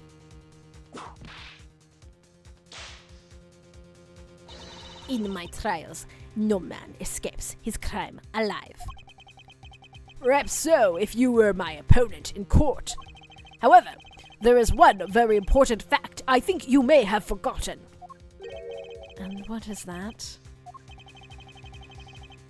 Come on, Edgeworth. That's what you mean. Extraterritoriality. Oh my god. Extraterritoriality? Like, obviously, I know what that word is. It's just saying it out loud. That is a lot of letters. That is a long word. That's right. This embassy sits on what is effectively Albestian soil. So, any trial that is to be held will be held in Albest. Therefore, the crime I just admitted to will never be tried in your courts. Agent Lang, what is Interpol's stance on this? Agents investigate. That's our job. Judgment of the people who have confessed to their crime. That's the court's job. And I've already confessed to all of my crimes, Agent Lang. Furthermore, by the very nature of my position, I have full extraterritorial rights.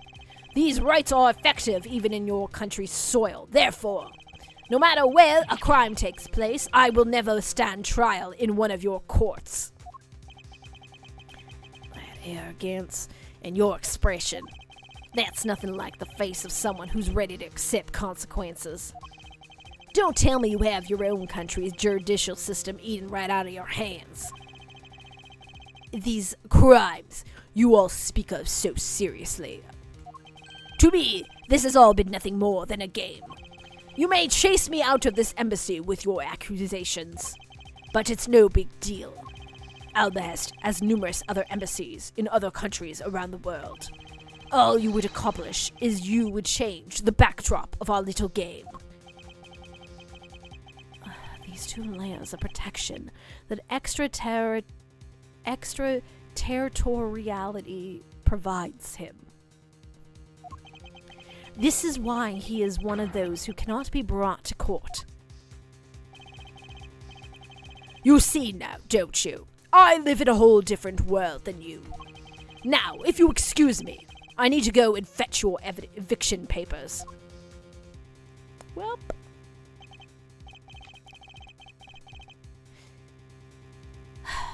is there nothing we can do? To be continued. Jesus Christ. Well, that was the beginning of the end. Okay, I'm gonna take a quick break. I'm gonna refresh my tea. Although, weirdly enough, doing okay. Haven't had to voice as many gruff voices as I was initially anticipating, so that helps. Be right back.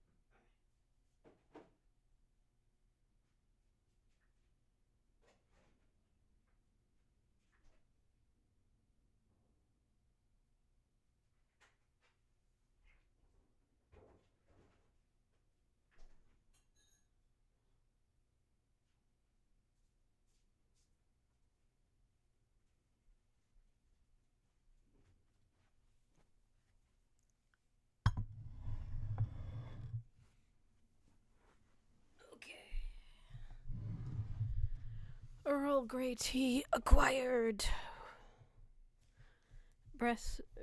My throat has been rested for a short period of time. Let's take a nice sip.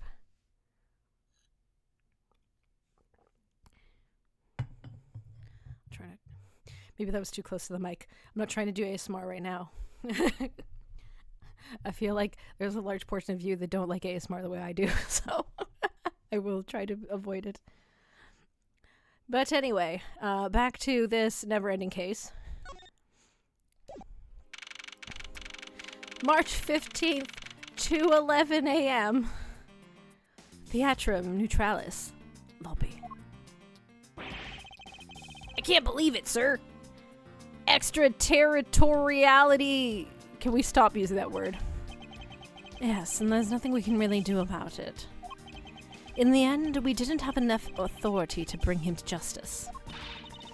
I can't believe that even though we know he's the boss, we can't lay a finger on him. Oh, you're one of those ASMR types, huh? Yes, I'm proud of it.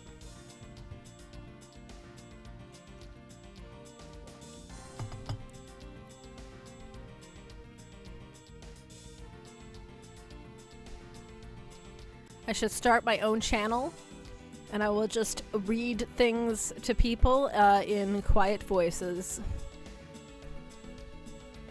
Alright. Can't lay a finger on him. I know.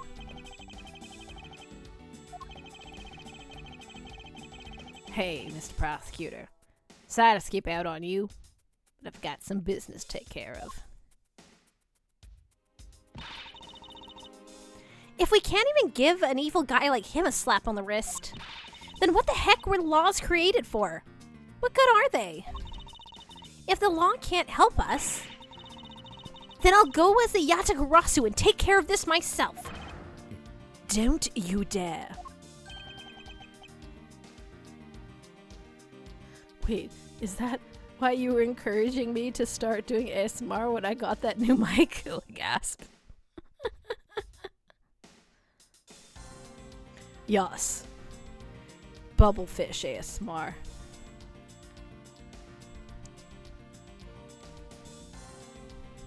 What is Bubblefish's ASMR style? Mr. Edgeworth. Sorry, that was a bit too harsh. I know how you feel, sir. We're trying to take on the ambassador after all. And he did tell us earlier to get out of the theater. Being fair, you have a good voice. It's kind of their country, I guess.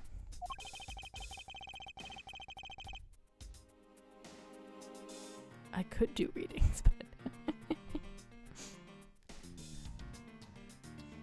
But I feel like I've been slapped across the face for just doing my job. What am I going to do? Should I retreat for now and formulate a better plan of attack? Hold it! Oh, that was Kay. Come on, everyone! We can't give up yet! Kay? I want you to think about something for a sec. We never let up for even a second, and as long as we don't stop investigating, we might find the rotten treasure hidden here. She's right! Come on, Mr. Edgeworth! You're right, Kay. Very well. Let us reopen the investigation and see what we find. Come on, Kay. Right behind you. Okay, I'll go check out Baltimore, sir. And I'll have something I need to investigate further from our behest.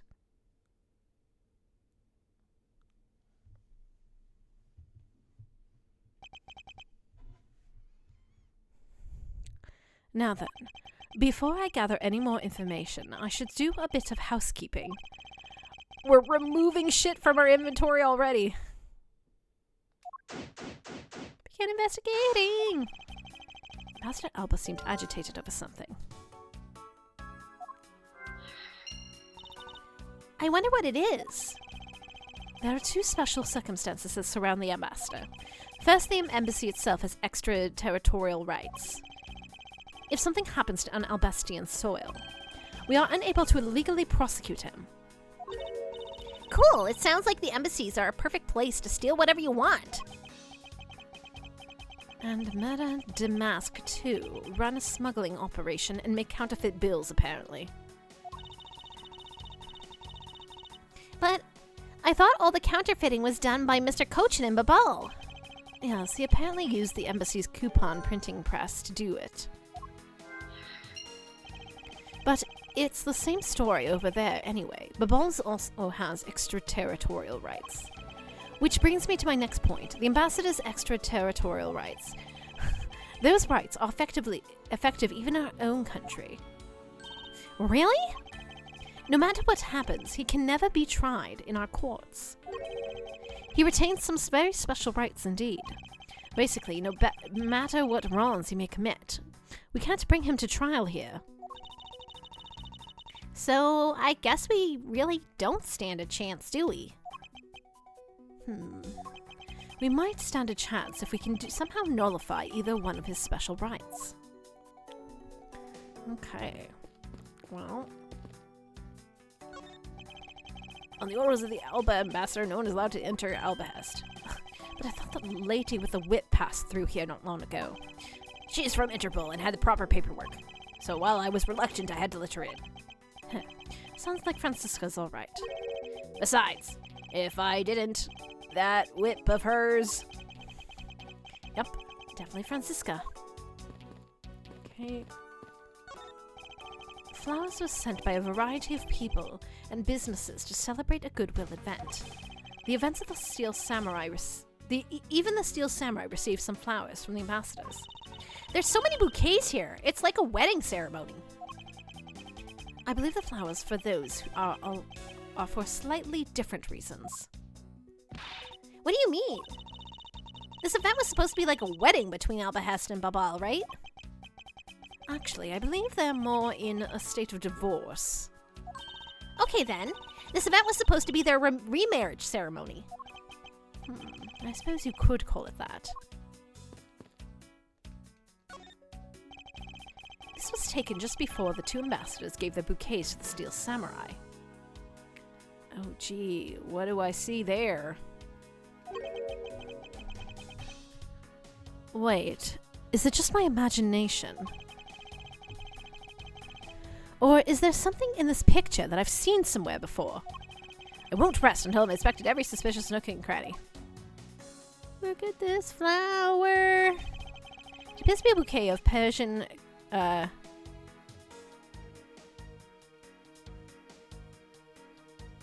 don't know how I'm supposed to say that word. Cyclamens? I'm probably saying that wrong. And roses.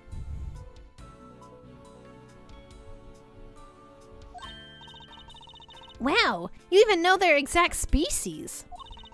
I never would have figured out you for an expert on flowers. It's not because of those flowers that the old lady sends me every month. Just look at me. I sound like it's some sort of botanist. So, what exactly is this yellow flower here? That one, I'm not sure. What? You don't know? As far as I can recall, I've never seen a flower like this before. But I feel as though I've seen the shape somewhere before.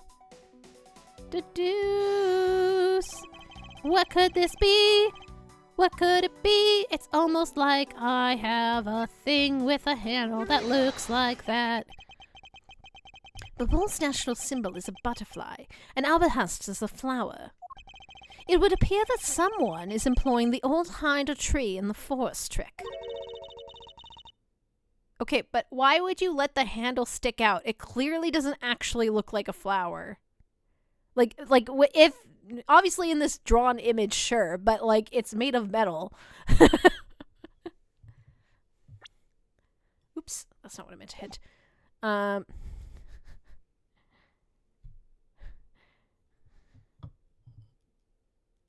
Butterfly? Kira starts rapping badly. Oh god. Like, I don't even think, is it Sione? Is that her name? I don't even think her part was bad. It was just the Kiryu's cut-ins with the rapping was a lot. Sione? Did I say that right? I don't know. What are you mumbling to yourself about?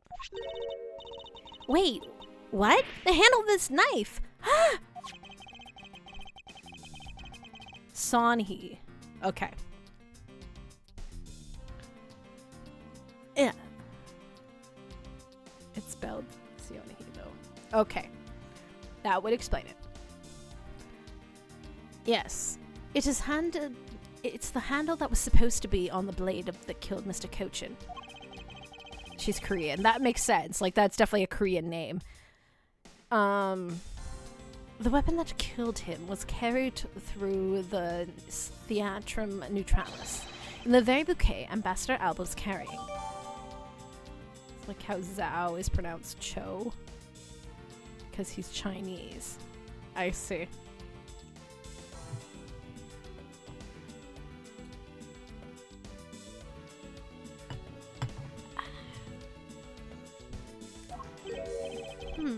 The flower motif.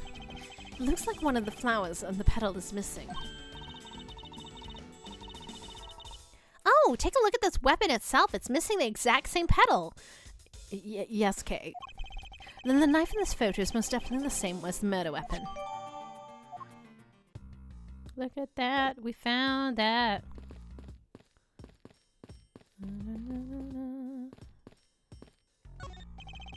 Flowers are sent by Global Studios. Global Studios? That's where they filmed the Steel Samurai's television show. They have been producing hit after hit recently, so the studio is being remodeled. Oh, I read about that in the papers the other day. That mascot of theirs is also getting a facelift too, right? What's its name? You mean Mr. Monkey? Yeah, I thought it was something like that. You really have a great memory.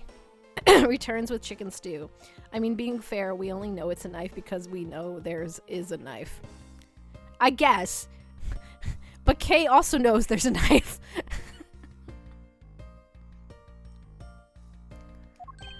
Huh. I never underestimated the power of recollection. Mrs. Monkey specifically. Is there anything else around here?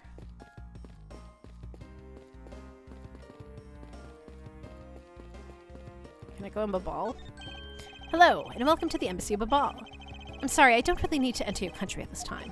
Right, now for a limited time here at Babalinese Embassy, we're offering a very special Experience the Terrifying Fires Ashes tour. So how about it? Shall I sign you up? Oh, we're fine, thanks. We have 2 investigations to run. Okay, so I'm guessing we're just logicking then. Kay's a teenager. All I think about is knives.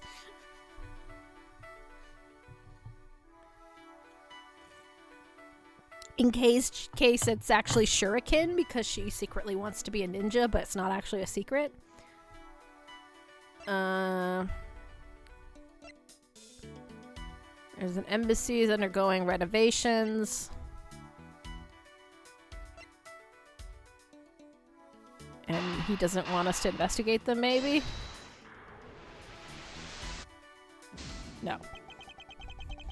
Can't see a clear connection between these 2 pieces of information. You know, I really should save before I continue doing anything stupid. You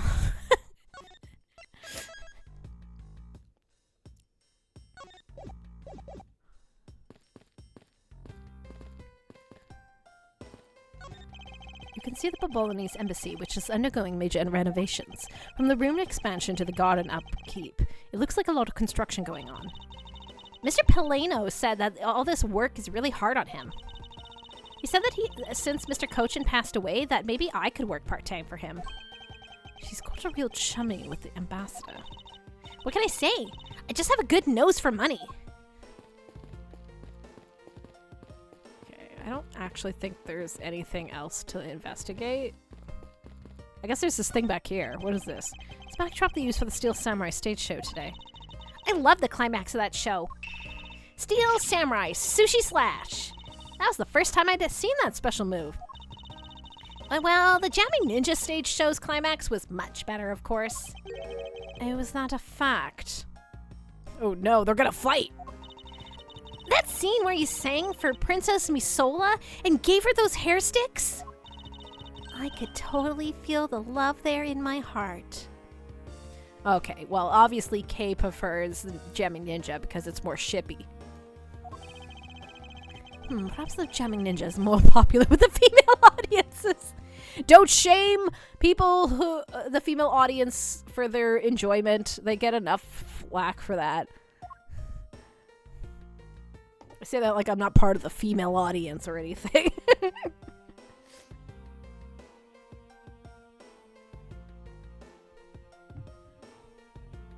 Steel Samurai is married. Yeah, but they're already married. There's no tension there.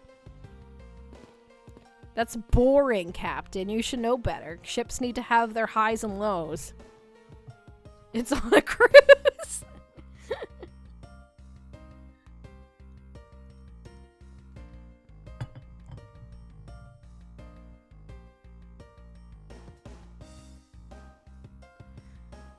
Marriage confirmed. Very boring.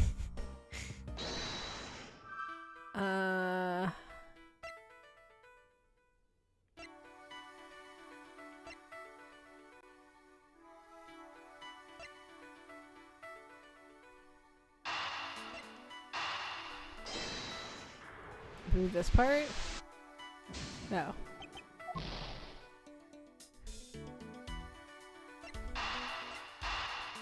Well, let's connect the only other one of these three. So where's the third one, hey? We know that the counterfeit bills were printed using the embassy's press, but that the necessity of materials such as Bobolini's ink and paper must have been hidden in a secure location. But what do you think would have happened if the renovations had begun? Well, he probably had to find a better place of hiding place or get rid of it all. Right, so we can assume that the renovation was cause of the plate and the bills disposal. And the reason Mr. Cochin was killed is the ringleader of the smuggling operation. Based on what we know, who do you think was the one with the most to gain? It's the one person who's been erasing all the evidence of the smuggling operation. From both embassies, the co-conspirator who is mopping up Ambassador Alba. Ambassador Alba has a very strong motive to kill Manny Cochin. Alba could conveniently place all the guilt for the smuggling ring on Cochin. He doesn't want us to investigate that he wants to kill Cochin. The cause for Ambassador Alba's agitation, the rotten treasure we may find, and the motive for killing Mr. Cochin, Miss Yu said herself that she didn't kill anyone tonight. If we were to take her word at face value, then the reason for the ambassador's nervousness can only be one thing. He didn't want us to discover the real circumstances under which Mr. Cochin was killed. Then you mean Ambassador Alba is the real killer? But I thought the two of them were friends. Maybe they were. But what if Mr. Cochin was the one who first betrayed their friendship? Oh, I get it. Wasn't Mr. Cochin pushing really hard for Mr. Polano to be the ambassador after the reunification? Yes, and that was the real reason why he wanted to steal Behest's Prima Duck statue. Yeah, you only committed multiple murders. She's super trustworthy. It's fine. Didn't you see her laugh? It's an endearing trait. Clearly she's secretly a good guy. Totally. So, Mr. Cochin hired Damas 2 to go steal it for him. But when Ambassador Alba found out what he was up to, he killed Mr. Cochin? It is definitely a possibility at this point. Those two really were thinking of no one but themselves. But the question now is, how did he do it? Ambassador Alba was in Albahast. But Mr. Cochin's body was discovered in Babal, right? Right. And that is what we must solve next. I believe we now understand why Ambassador Alba was so nervous and agitated. We must have something to do. It must have something to do with where Mr. Cochin was killed. A place where the Albacian ambassador was likely to meet the Babalnese Mr. Cochin. The place where the ambassador and Alba happen to have committed the murder is the Theatrum Neutralis, maybe, because it's neutral ground. Take that! It's the only place where he could have done something that wasn't in one of those countries with the rights in them. The only place that makes sense here is Theatrum Neutralis. What? Here?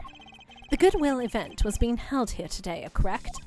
So the only place that both of them would have been is here. But if that's the case, then everything changes. This theater isn't actually Albastian land.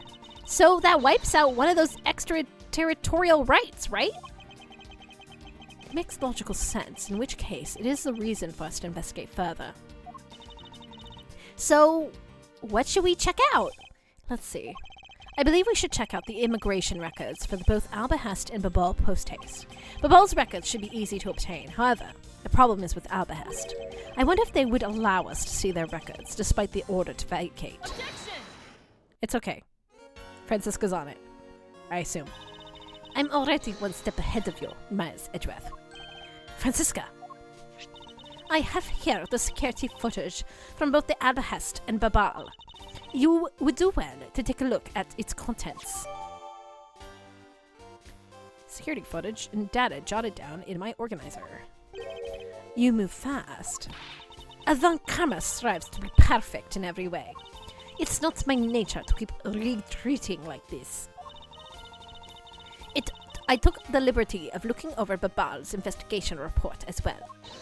From now on, you will make no excuse to back down or say that we can't solve this case. I'm sorry about earlier. We won't be beaten. Because my cute little subordinate is going to try his very best, isn't he? My Ni-chan, if you will. Hasn't she patronized me enough already for the lifetime? So this video contains footage from Albahest's immigration screening area. I really hope there's something in here that we can use.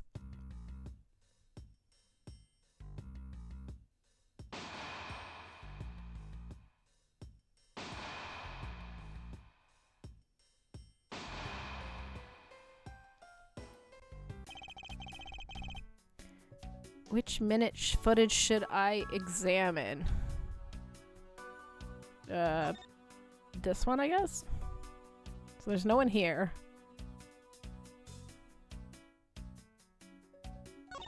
It's bad on the immigration office who is on duty.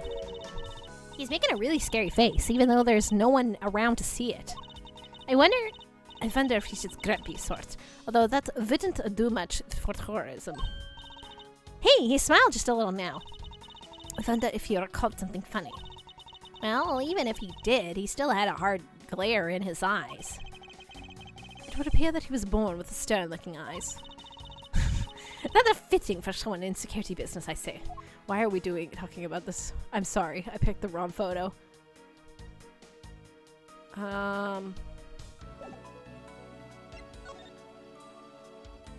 Okay, so he's here. I can't believe how completely fooled I was by the way he carried himself. He had me fooled too. According to the fires I had sent earlier, Ambassador Alba was a Cadopian hero. He saved the royal family from danger countless times. So what bothers me is why would a man like that create a smuggling ring? Even with all the authority I have, I still haven't been able to figure out why. It sounds like the ambassador was a hero who was corrupted by evil. But no matter what happened in the past, we can't let the man he is now escape justice. Okay.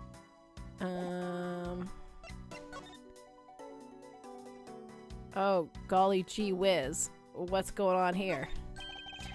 Does something about this lump strike you as odd? Huh? Isn't it supposed to be that shape? No, there's clearly something odd about the bulge. If only we had a pushcart itself, we could compare and confirm my hunch. Next, let's just check the footage from Babal's security camera.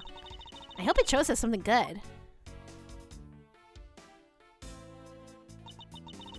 Phooey, there wasn't even a single sign of suspicious person or anything. God damn it, Larry. Larry's always a patsy. Unwitting or not. That right there is a contradiction. Huh? Did I miss something? You didn't miss anything, because there was nothing to miss. However, what is missing is the image of Mr. Cochin entering his own country. What? Wasn't his body found in Babal? It would appear that the true face of our final puzzle has finally revealed itself. Oh, it healed my HP. Not all the way to full. I did enough damage that I didn't get full heal. Oh god. Okay, let's save here.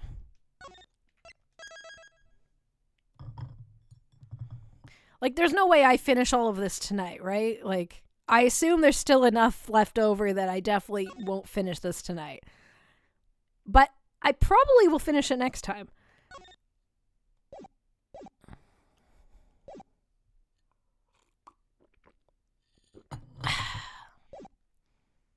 We'll see how far I can get right now. Oh boy, he's got a lot of dudes. If something stinks. There's one more later part after this. Oh my god. Okay.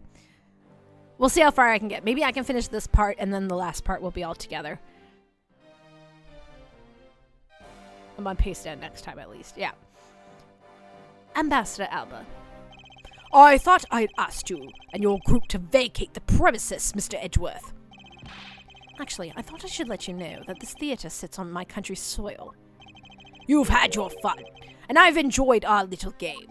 I dare say that you've even achieved a new high score. However, once you've recorded a score, that same game can never be replayed again. Do you understand what I'm saying to you? Game is done, and it's game over. No. Where do you think you're going at this time of night? After admitting to my crime, I was overcome with regret. So I'm heading to the airport now to return home. I'm afraid I can't let you do that. There are still too many issues we need to discuss with you. You can't stop me, Mr. Edgeworth, and you know it. Hold it. Oh, look who it is. Oh, what the fuck are you saying? Please, may I have a little bit of your time, Ambassador Alba? Ambassador Plato! Even just a teeny weeny bit is fine with me. The already strained relationship between our countries is a precarious situation, you know. Very well, if you insist. I will play just one more round with them and see what they want. Not that they'll get any farther. Master Plano. Mr. Edgeworth, all I wish is for a normalization of the relationship between our two countries. But there is one person standing in our way of that dream. I believe in you. You'll do what is right. Thank you for your vote of confidence. Now then, what is it that you want to ask of me about? I do have a flight to catch, after all. It's okay, they'll put you up in a hotel if you miss your flight.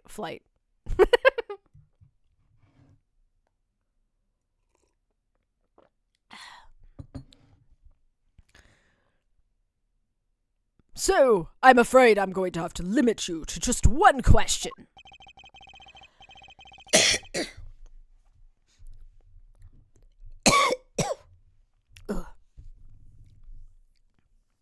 Sorry, I think I got something weird in my throat. 1 sec.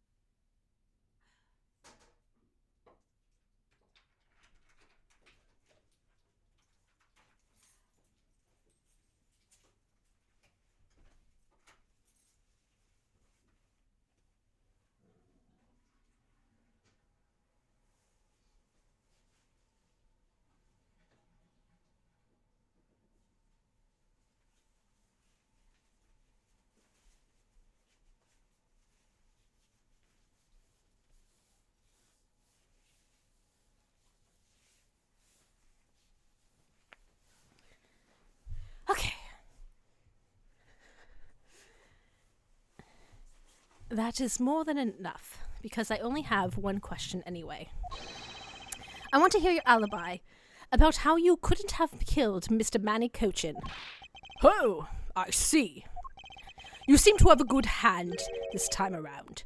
This should be fun. This really is the very last chance I have to bring him down. Oh, Edgeworth, you don't even know. I won't even allow an atom-sized contradiction to slip by.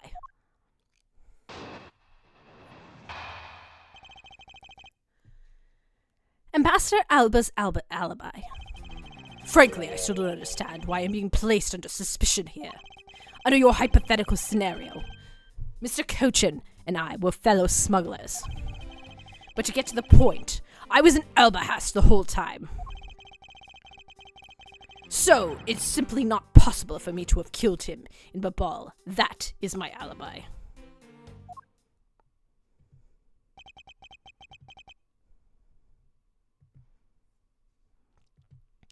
So, that is your alibi? That's correct. It's simply not possible for me to have committed a crime in Babal. Now that we've cleared that up, I appreciate it if you would move out of my way. Hold it! I said hold it. What is it this time? I thought I told you you'd only allow one question. You did. But you still have yet to really answer my one question. What? Until you tell us the truth, I will refuse to budge an inch from where I'm standing. Very well. I'll play with you just a little longer. Manus Edgeworth, as my subordinate and representative of this country's prosecutors.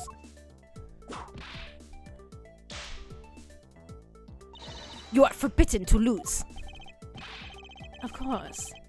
That is something I have understood from the start. That guy's the one who ordered my father's killed, isn't he? Yes, I believe so. The goal of the first Yatagarasu was to capture of the smuggling ring's leader. My father and Uncle Bad. Their legacy will live on, through me. So that's why we've got to catch him, okay? We will, I promise. Now, Ambassador Alba, let's have at the truth now, shall we? No matter how many times you ask, my answer remains the same.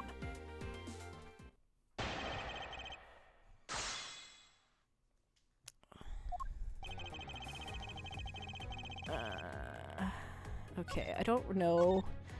I don't actually think this is the case, but he feels like the kind of character that will penalize me just for, like, pressing him sometimes. Hold it! Being the leader of the smuggling ring while taking on the duties of ambassadorship. Don't you think that combination is more than enough reason for suspicion? There is matter of the crossbow arrows and the Prima Duck statues. All of that is nothing more than your flights of fancy. What do you mean by that? Scenario, Coach and I were fellow smugglers. I like the Bloodborne version of Pinocchio more than the Ace Attorney version of Pinocchio. It's not a hypothesis. Earlier we proved it to be what happened. Well, let's leave that one to the side for now, because it doesn't change the fact that I've no motive. Oh. So you really have no reason to kill Mr. Cochin? If you want to suppose that I had one, then why not? I'll indulge you. After all, this is nothing more than a silly game to me. Even if that's how you see things, I'd appreciate it if you would take me seriously. Jesus Christ, how many teeth does this old man have? Gwahaha. Ahem, I am sorry, I suppose you are in a bit of a pickle. Very well. The game is no fun if the players in the field if the playing field isn't level. Therefore, I formally claim that I had no motive to kill. Now let's see you disprove it. How can he stand there looking so proud when he knows that he killed another human being? Well, I'm not going to stand by and watch him get away with his crimes. Do I have... Like, I know that we put logic together. This feels like I have to press on it and we'll talk it out. Captain's right. What the fuck? Are you serious that just because you were partners that you have no motive to kill? Oh yeah, the way they drew it is quite a lot. I'm the only following your hypothetical scenario to its logical conclusion. Ha ha. Looks like he's not going to admit it himself that he's in league with Mr. Cochin. I suppose not. But I do know his relation to the smuggling ring and Mr. Cochin. You mean that he's the ringleader and Mr. Cochin was a subordinate, right? All molars. Correct. But I know more than just that. Miss Von Karma, I'm sure you remember the safe in Mr. Cochin's office, correct? Yes, the safe had 2 compartments in it, didn't it? Yes. And why do you think that those stolen goods were being stored in Mr. Cochin's office? Could it be that he was trying to cheat, and the Ambassador Alba behind his back? So Mr. Cochin didn't turn the goods over, but instead to keep them for himself. I suppose that's possible. It seems to me that both men were only concerned with their own wealth and well-being. That means that they didn't have a trusting relationship at all. After all. What Ambassador Alba had to gain? I believe that his motive for killing Mr. Cochin. What are you people whispering about among yourselves over there? I'm sorry to have kept you waiting. Now then, let's continue with your testimony. Okay. Hold it! No, I didn't mean to... Oh, God damn it. Okay. You're like, you clicked press again. That wasn't what I meant to press, okay?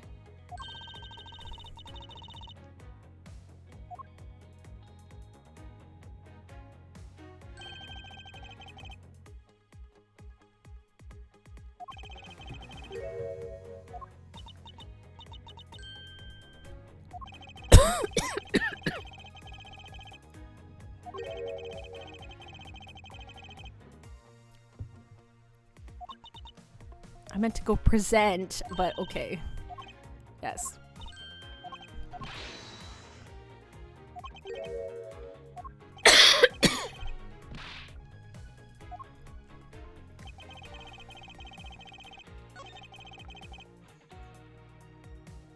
So the motive is that they didn't have a trusting relationship, obviously.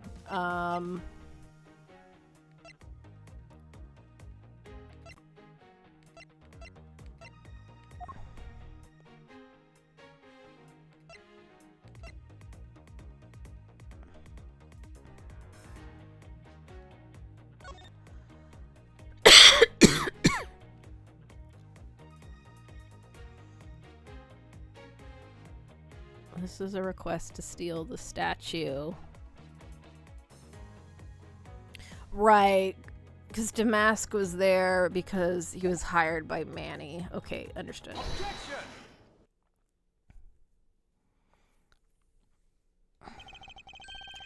If you want to know, I believe that you did have a motive to kill. It was because Mr. Cochin had betrayed you. But you had your own reason, too. Namely, you wanted to pin the smuggling all on him. Evil begets evil, and because you were trying to test each other, it turned into a mess. Objection! I don't believe this. You have a bad chance for telling tall tales, Mr. Prosecutor. And if you're not, then I suppose you have some proof to support your argument. I never use guesswork moving my cases forward. It had been proven that the note was written by Mr. Cochin's hand. Shall we take a look at it? The contents of the note is a request calling for the theft of the Albahest Prima Duck statue. By killing him and pushing all the guilt for the smuggling onto him, you walk away spotless. I believe you understand what I'm driving at. You had more than a few reasons to kill him. Objection! He's so powerful. Are you finished with your hypothesizing? Excuse me. Let's suppose I did have a motive. Even so, a motive or a thought alone cannot kill. Isn't that right? I didn't expect him to resort to playing semantics games with me. It appears that this is where the real battle will begin. Now then, if you will excuse me. Wait, what? I told you the very beginning, didn't I? You only get one question. Ambassador Alba, if you could please give us just a little bit more of your time. It doesn't matter what kind of man Manny was. He was my subordinate. Which is why I would like for us to figure out the real cause of his death. That is something for Babal to figure out, and something that I have no relation to. Ugh. You got your one in Polano, unfortunately. Now he's even returning down a request from the Ambassador Polano. I'm very sorry, it seems that now even my voice falls on deaf ears. There is no need for you to apologize, Ambassador Polano. Must find some way to stop him from leaving. It seems there is no further objections in the case. Please allow me to return to my home. Hold it. Who said it? It was Kay. Hold it right there, Ambassador Alba. Kay. Like I said, Mr. Edgeworth, the Yatagarasu's legacy will live on through me. Yes, but how do you suggest we stop him from leaving? You just leave that to me. Ambassador Alba, do you recognize this? No, and why should I recognize a tattered old organizer? Wait, where have I seen that before? That is a clue my father Byrne Faraday left for us. Did you say Byrne Faraday? Mr. Faraday's organizer. Don't tell me this is the one from the second KG-8's incident. The one where he wrote about the Yatagarasu's key. Yes, this organizer belonged to the prosecutor you had Miss Yu kill 7 years ago. I have no idea what you're talking about. You say that like it was related to me. Inside this organizer, he wrote up every detail about every evil thing you did. What an amusing little girl you are. That sort of trickery won't work on me. If you won't believe me, then take a look at this. Little thief. What is that toy there?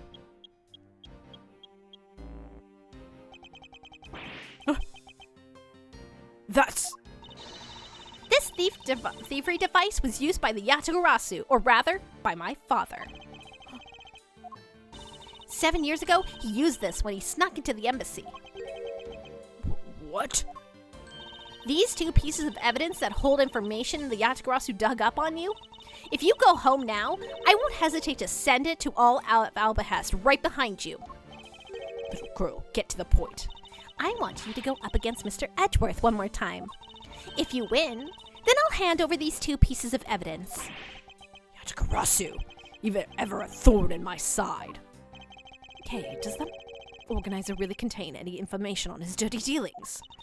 It's nothing case-breaking, really. Ah, then it was just a bluff. Even if it was, we still can't let all the info my father and Uncle Bad found go to waste. Plus, just the existence of Little Thief is troublesome enough for him.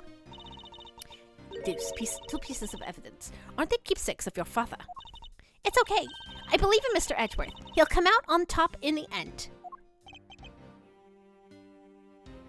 Okay. When the going gets tough, someone's got to be there to put the wind back in your sails. After all this time, you're still quite a feisty one. I applaud your powerful nature.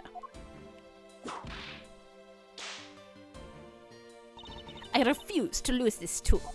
Ambassador Alba, you won't be returning until you give us further testimony. How dare you all, barring a person like me. Ambassador Alba, your testimony, if you please.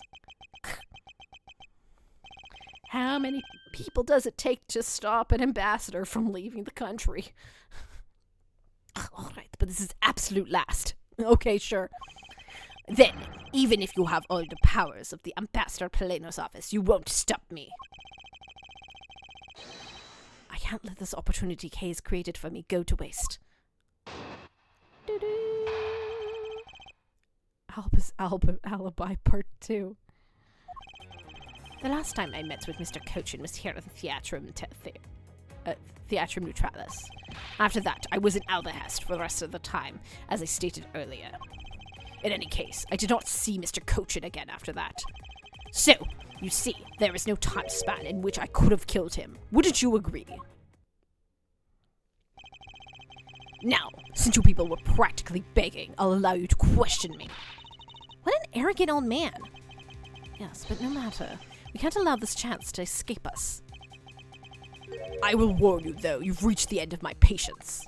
Waste my time with any inane questions, and you will be punished. Ah, I wasn't crazy. So, any needless pressing or presenting will hurt our case. In that case, the only thing you can do is present the correct evidence. Understood? Of course. I don't intend to let him intimidate me. I know Mr. Cochin was killed before he returned to the Babal. In which case, there is only one statement to which I need to present evidence. Okay. I'm gonna save.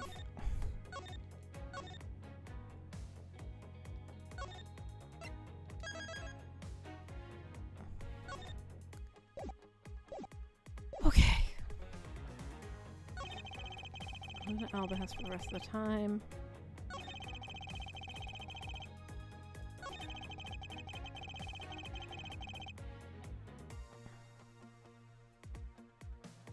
There's no time span in which I could have killed him, wouldn't you agree?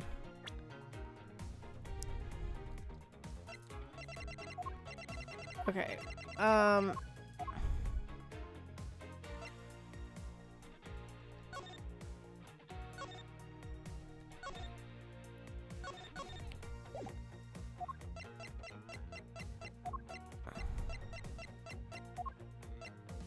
I don't actually know what they want here.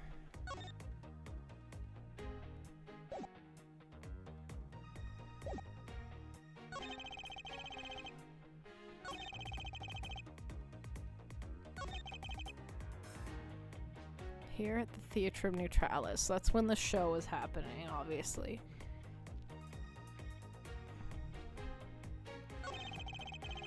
I was in Albahest for the rest of the time. In case I did not see Mr. Cochin again after that. Well, obviously he could have killed him while they saw each other in the Theatrum Neutralis, I guess, is the idea. A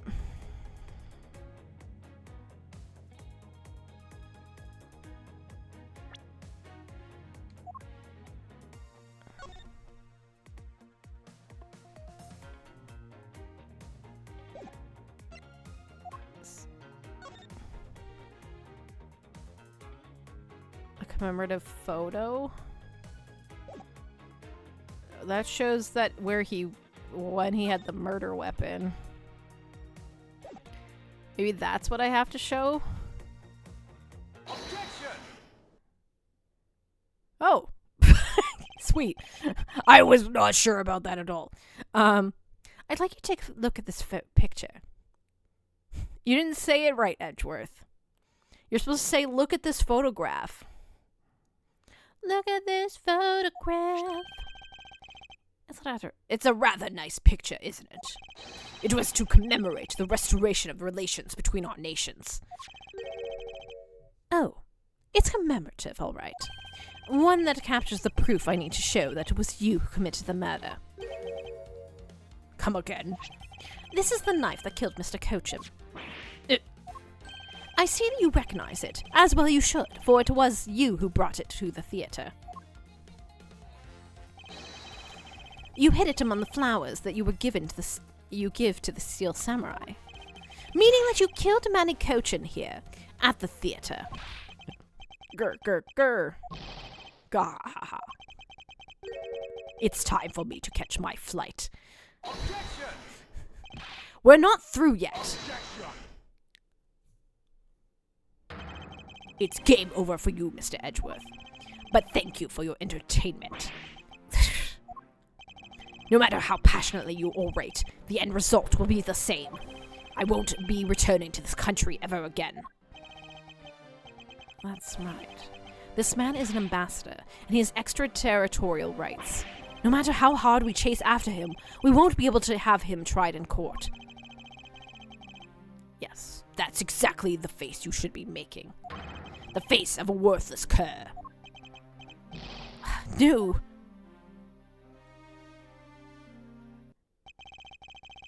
Now then, ladies and gentlemen, I must bid you farewell. The courts. Is there no one who can lay a finger on this man? Is this really the end? This really is the case of just, like, everyone stepping in and saying, like, not so fast. Agent Lang. Sorry to keep you waiting, Mr. Prosecutor. Get out of my way! My plane is scheduled to take off soon. Sorry, but you're not going anywhere, Mr. Alba. Oh, he said Mr. Alba. Gee, I wonder why that is. I'm through playing games with your people. You can't touch me. If you do, it would spark an international incident, Agent Lang. Sorry, but no, it wouldn't. What? Hey, Mr. Prosecutor. Good job holding down the fort here until I got back. So, Mr. Alba, your diplomatic immunity has just been revoked. What do you mean, revoked? Spare me this nonsense, and let me through. Lang Shi says, before aiming for the throat, chew the neck shield off first. Interpol headquarters in the Imperial household of the Kingdom of Albahest. Took a while to get things rolling, but they finally moved on it. The Imperial household? You! What have you done? You have been relieved of your duties as Ambassador, Mr. Alba. What? What? Effective today, effective right now. And you have Mr. Prosecutor's videotape to thank for this. The videotape the Yatagarasu protected? You can't be arrested simply because you're an ambassador. In that case, I thought I'd strip you of that title. You underestimated me, a descendant of the founder of detainment philosophy, Lang Shi. 4,000 years of deeply entrenched connections and networks around the world have really paid off. Oh, he put back down. It can't be! I don't believe this! My ambassadorship has been revoked! Looks like you're finally coming to grips with your new standing. Woohoo! Looks like he's turned docile again. He's probably in shock from the loss of his shield. That's a shame. I had wanted to use my whip on him. Why is this happening to me? I'm just a hard-working, honest ambassador. Do you really think you can still pull that on us? We've already ripped away all the mask and seen you for who you really are, Mr. Alba. I'm gonna transform again! Objection! No, I won't be stopped now. He still intends to fight us. Yes, because this case goes on forever.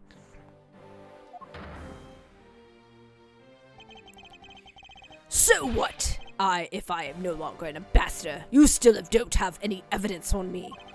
The fact remains that you cannot arrest me. Yeah, I expected no less from you, the boss of the smuggling ring. Well, the rest is up to you, Mr. Prosecutor. Understood. Heh, heh, heh, heh. You say that I killed Mr. Cochin in the theater. But even if that's true, that there was a knife in my bouquet. I left that bouquet in the theater, so anyone could have taken it out of there and used it right. I mean, they'd have to know it's a knife, sir, but okay. Besides, the claim that he was killed here itself is odd. After all, wasn't his body discovered in Babal? Are you claiming that I carried his body all the way over here? Preposterous. Objection! I'll be the one to prove whether it's preposterous or not.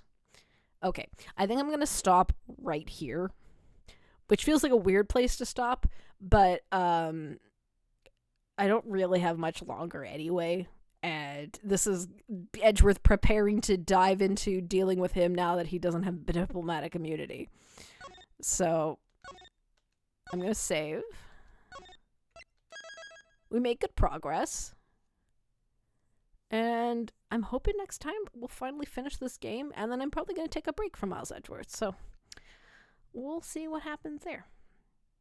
But anyway, good night all. Have a good evening. Bye-bye.